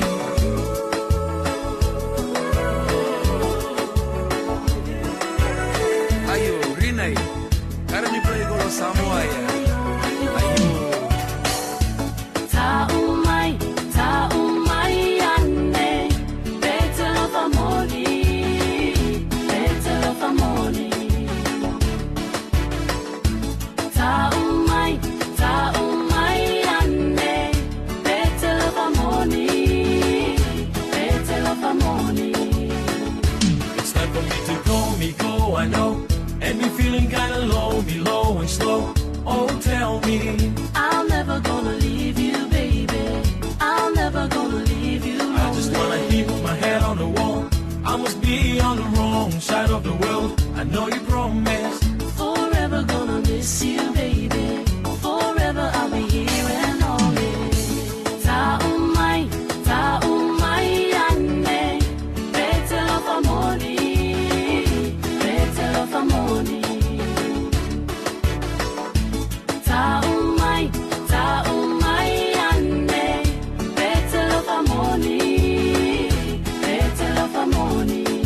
Tamile watine vaengal taia o le ua se fuluma le 5 minute lo teine le itu la valu mai a foi whaafonga i le toi whasalawinatu. Ia o a tātou talafou mai vai whanua. Ia e pe ona tāpere ina mafonga i nātu e le sunga ia Martha Taumata whaavai. Ia mai le tātou talafou team e le nei foi tai au. Sona whaapoponga tuli tau mai a tātou whasalawa tāna suluma lua. Ia i le au auli o le so ai... Ya, ele mai tau atu I whawhatol tātou ofisa lea ua sulumantango fiele la. Ya, le ilonga lava I pe ona masadi ifo ingali e sulu la. Ya, e tele lava na tuk paolo. Tulanga pe ona yai ia le amatanga. Ya, ole nei fo ia stona ila tau ia whatalo whatus vaenga sia wa amata tuta mawhaiva. Ila tau e whainga ruenga la stona ia amata tala valu. Ya, whaamalo lava na ona sai whaamalo na ngā lue. Malo fo ilala usumai. Ya ile fa wina tiu te mga luenga me pe ona ele ne vai ngale tai au stala na tamai le tunu ofiti o le ua mautino mai o so fa ingal vai ngal military le son na file na fa mauni mai ai ele maliu o le ya o le tamau fala au fa saina ya po le truck lord pe ona fa ingoina ai ele tamalo le pe o le se godfather fo ingale ya ile vai ngale o fala fa saina fai loel so upu le official le fitil te mai ya ana nai soro ya o le ua fa mani ile maliu ya o le lilia ya malo fa wa so so ngal lu fa tasile le official le o ma le vai ngal milteli ya ona o le sila mau le whainga malo fiti ia ua halu le ato solinga tu la fono ia tau whala au whasaina ia ma ua iai ia solinga tu la fono wa involve ai ia la umalosi ia to ia le tupe ia mal se neni wa pe le taken lawa le na ia ole aim le na nei solinga tu la fono le tupe ma tol tilo ia wale misi se va yaso ia wanga ia tu lava ia fala au fasaina ia fata se fo ila mala au malos ia maono lama ti ali so fo male ono tangata lo tele na tunu o se tasio mata upu ia ua lawa lunga ia ima mamafa ia ifi na ngalo taita ila malo fiti ia e fa fo ila o le afia o tangata itutonu o le malu pui puinga la tunu ia mai yona tua oi atunu mamau ia mai se fo io atunu ule lato te fai pa anga I marketi fo ia lato te mau ainga sapalai ia o suau o ta umafa ia mawanga uma ia mai se fo ia ole toi loilo ai o marketi e awina tuai ia apple export fiti ele ngata o marketi le fata wa inga ile tuina atu tono lato tunu mai se o tunu ia export ile lato suka le kolo ia lato suka ia o lato taro o cassava ia ma tulanga mo penai o fo lato kava o le ava nai atatou ia e pe fallinga mai e fa taunga le mu ia ile inisi fo io o solinga tu la fono ai pe o le solinga tu la fono la vale ma fo me le isa ia o le ua ia fo fa maunga le ofisa leo le ua ngalu fa ta se la o join ia le vai ngal military fo inga luenga ma le so sonia tu le ofisa leo ia ina ia mafai ona mau mai le lawa mau le truck lord e ia ile na no ta inga pe ona sa no le so upul te mai ya ana so upo leo ile na no ta inga ia ole a fa ingo fie fo I ona mau mai tu li manu mai fia ia ole ia fia I so nga tu la fono nei matango fia ia so nga tu la fono le fala au fasaina ia e te tono la to le vai tu so ile o se vai nga fengo fie Pacific Island Paradise Shazi Rinai Paimana Ocean ia ayan mana to le ua ready meltato riboti voltato marketi fungale ia le ala tato se atu iai pe ona tabene ina ma nga ia toile fionga ia masoia sepi ia ma le fionga ia faso talo ana seto sevelio ia ele nei vai ngale tai au se malo fa fonga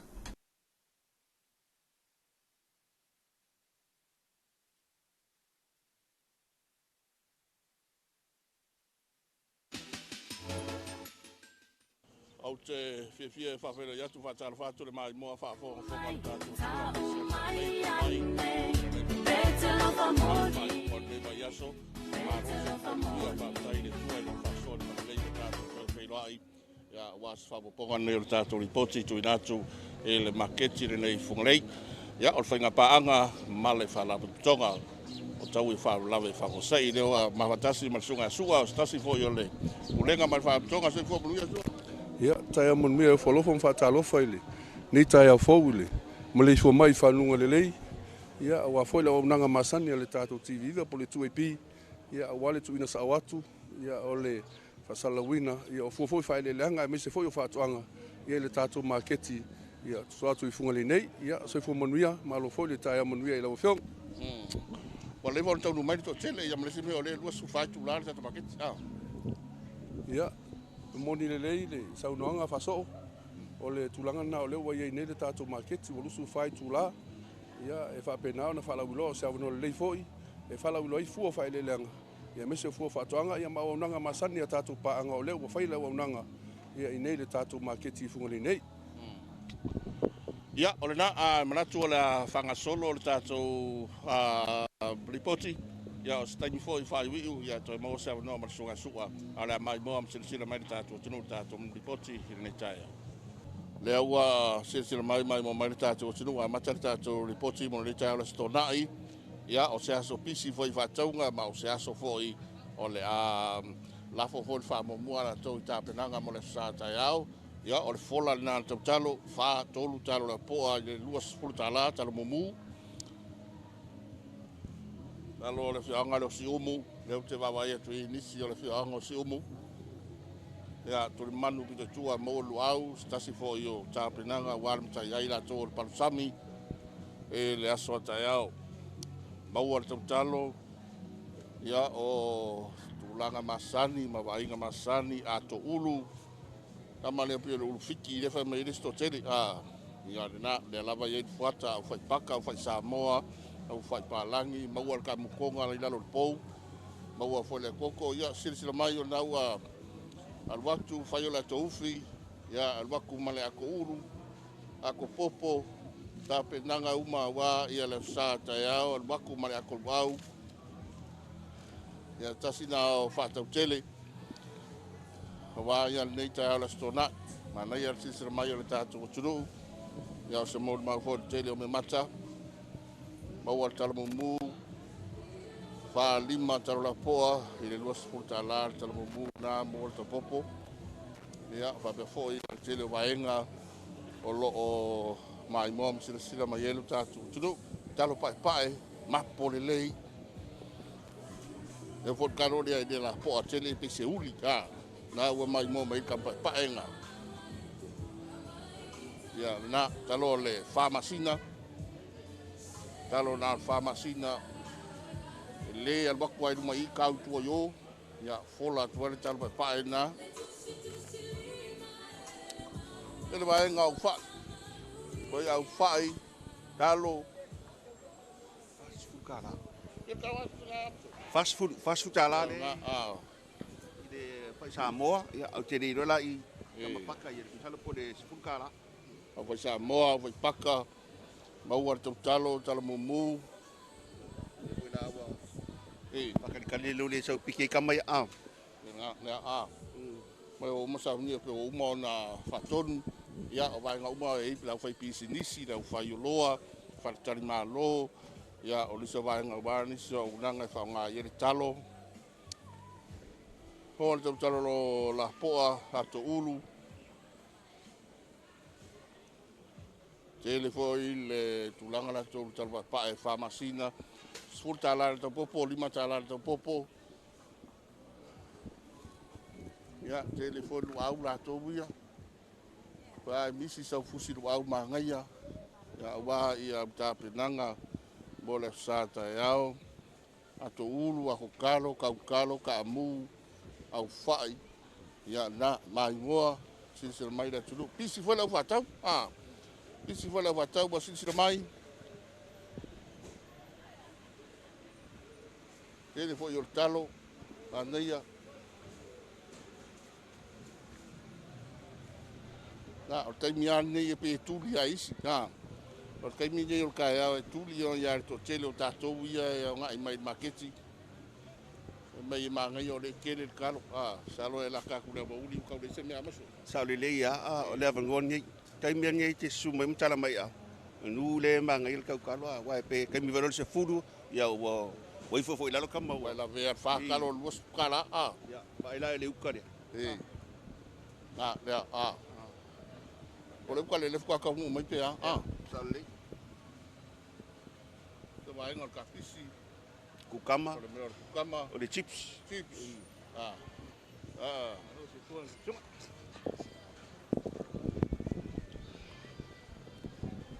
Disi vai ngale wo mo na fa ton ia masa ngai la wala lua ko la inga kan kalo le ka u ko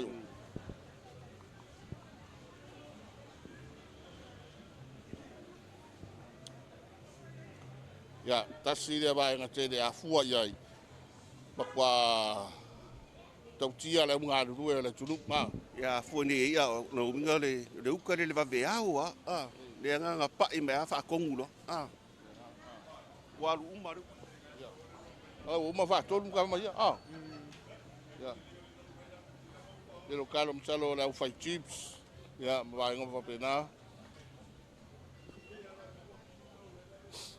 alo ka ku va solo mai pe ai ku mangu piko i luma o tato maketi ya tato tu manu le piko luma mau ala ko ulu au le lei ma ngai ala ko ulu puou talo pa pae au fai paka ka mu konga ya bye nga e ka mu mai ar ku mangu piko i luma sifo e tau lo va nga le ba tu ina to tato ripoti tele tia pula le mumura ama le ole makua mapoa ya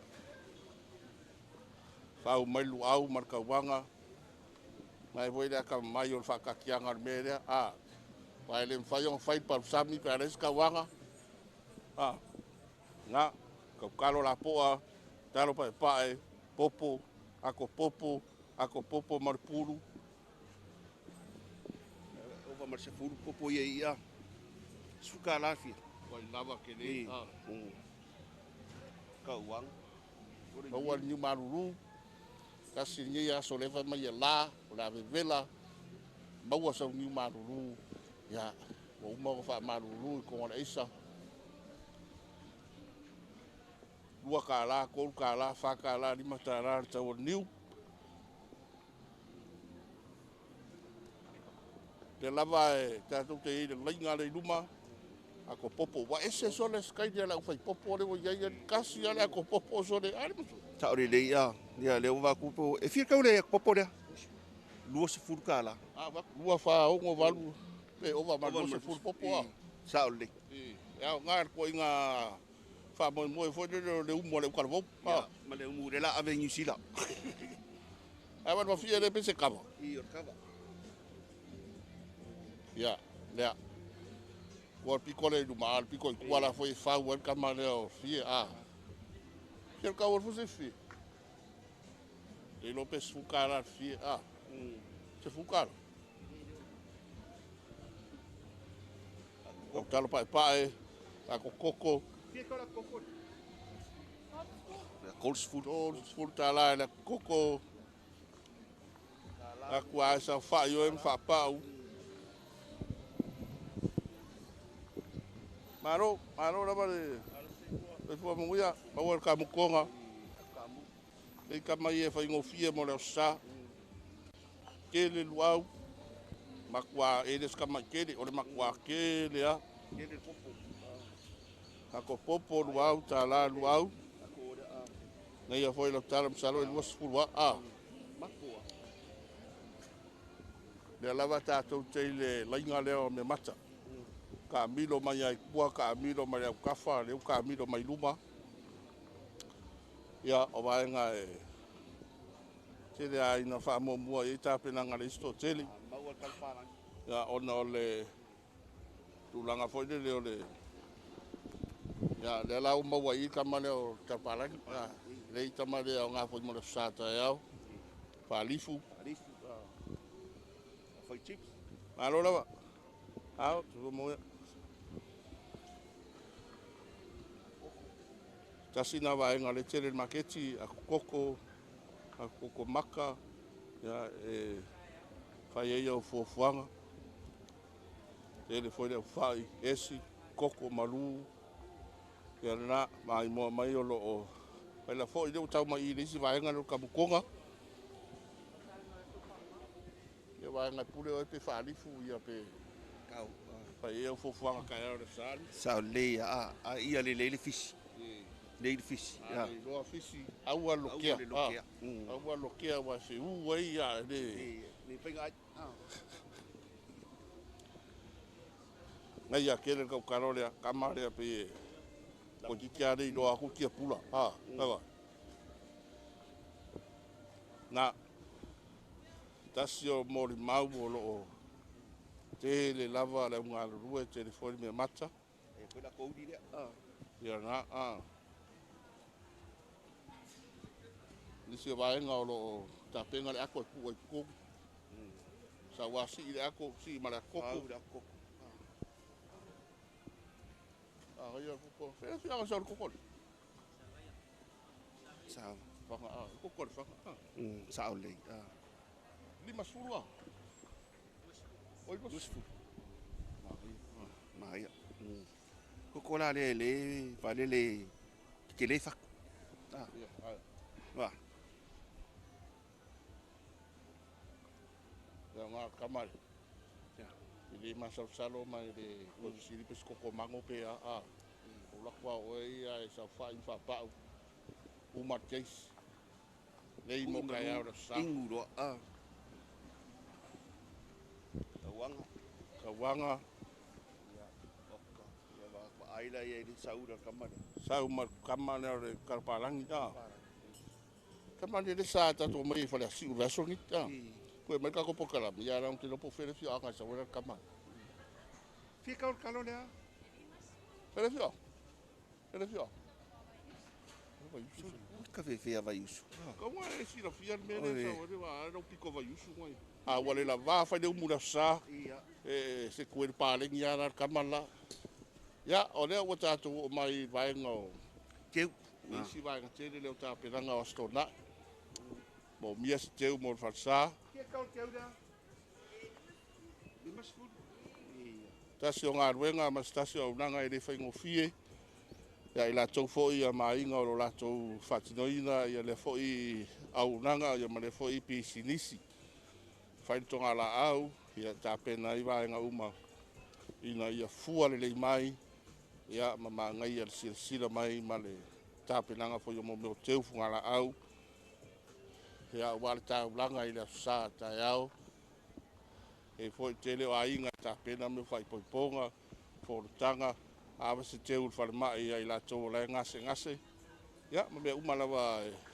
pa ye o filinga ile tu le nei ya o le tu o le si fia to le salo ke uia ya pole dos fulu ke uia na po la le limas fulu ya fa solo mai de dos fulu ya ma de kamalaki yo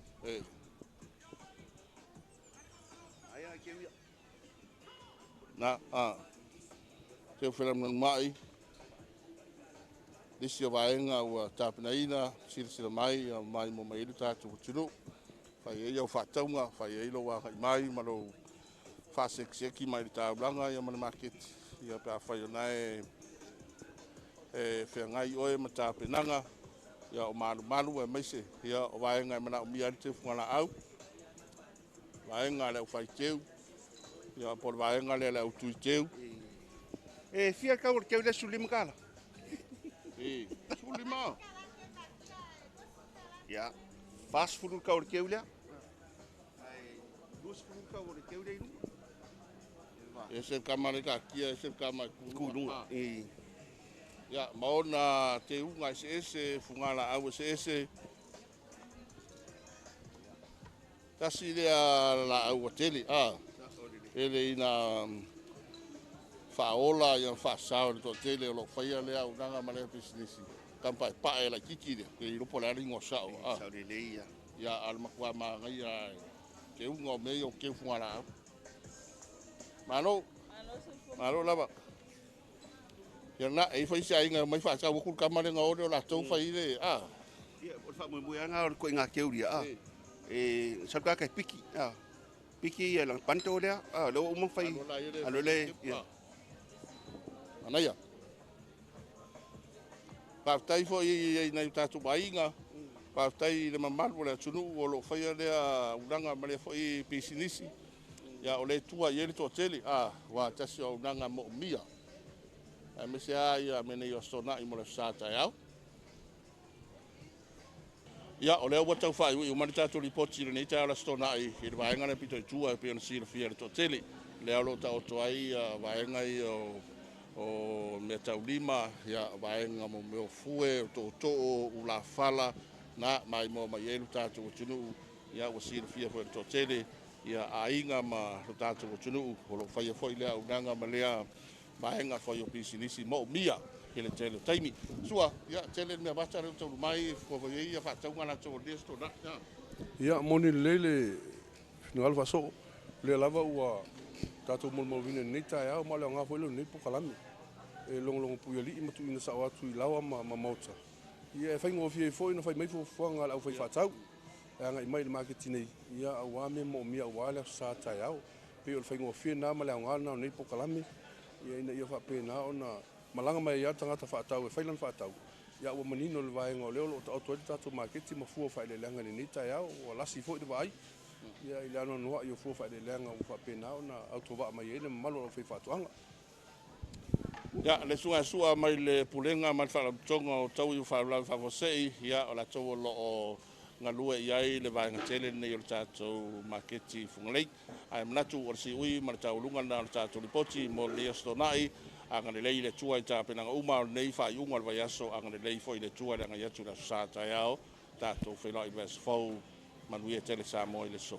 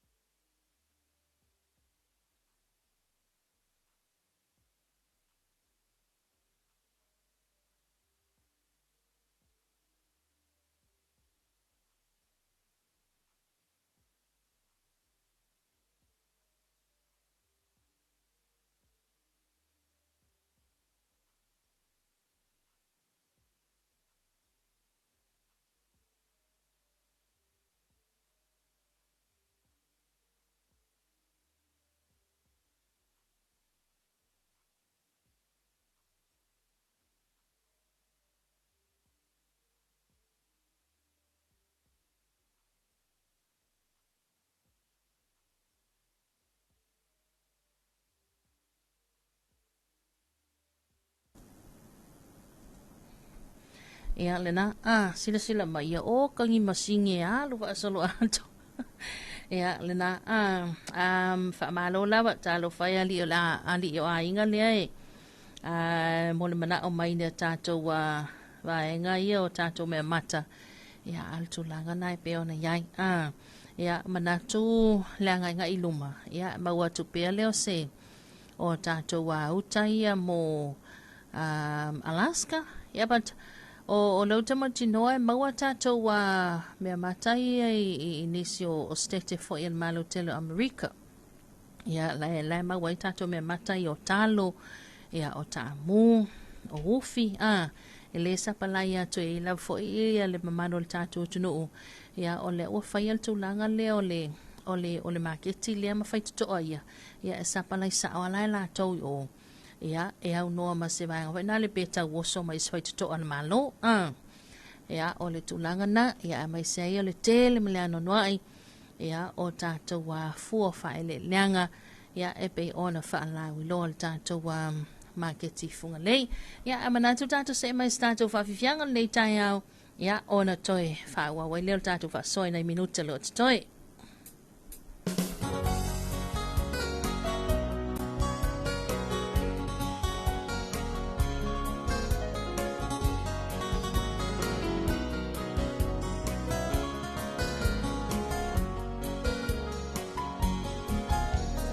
Mai o la lola vale talie I tala leo le fale valie Na puno no wai o la li o le komiti wa taua o le papa o nisi Pepe seia Whaafetai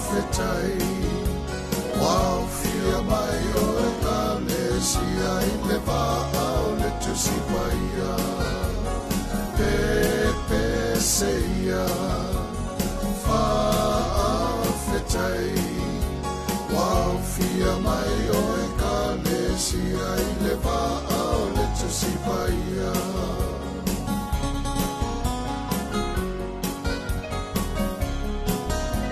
Na solo mai o isi lotu E whaali o le mautau fi Aua mautu le wha mai au pomone ua toi la loa I se oli Pepe seia Whaafetai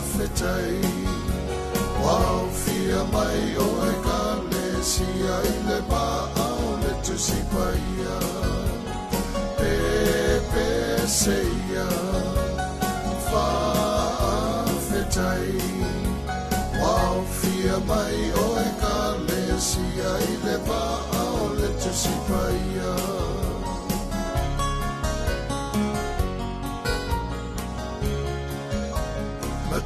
Matia I tu au Finau mawai tutu Lasunu I ai le malo le atua Me palo ia e na whanua Pepe seia Whaafetai Wau fia mai o e kalesia I le maa o le tusi paia Pepe seia Whaafetai Wau fia mai o e kalesia I le maa o le tusi paia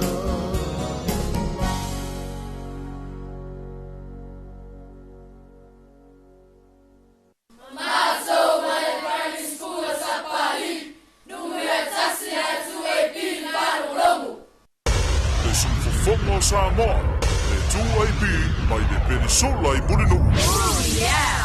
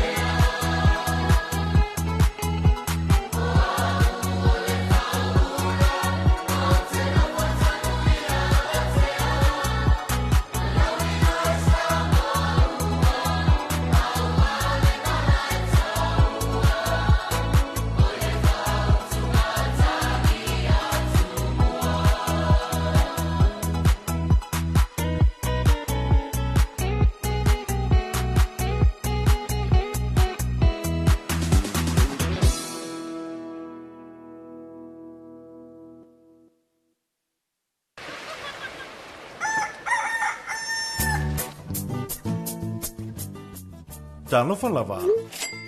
Yes. Ua si tia le tau o fesuia ingo tupe wha amamoli le Western Union. O lona winga ua wha teleina tupe tala. O le a wha itijia tupe wha o ngai lafo mai ai. Ai te le o le a talaina. Ha whea nei le ofisa le #1 currency Western Union. Pe wala au mai i le lua lima ono lua tolu. Mo nisi wha mtalanga i suinga maua e. O tau o fesuia ingo tupe a le Western Union.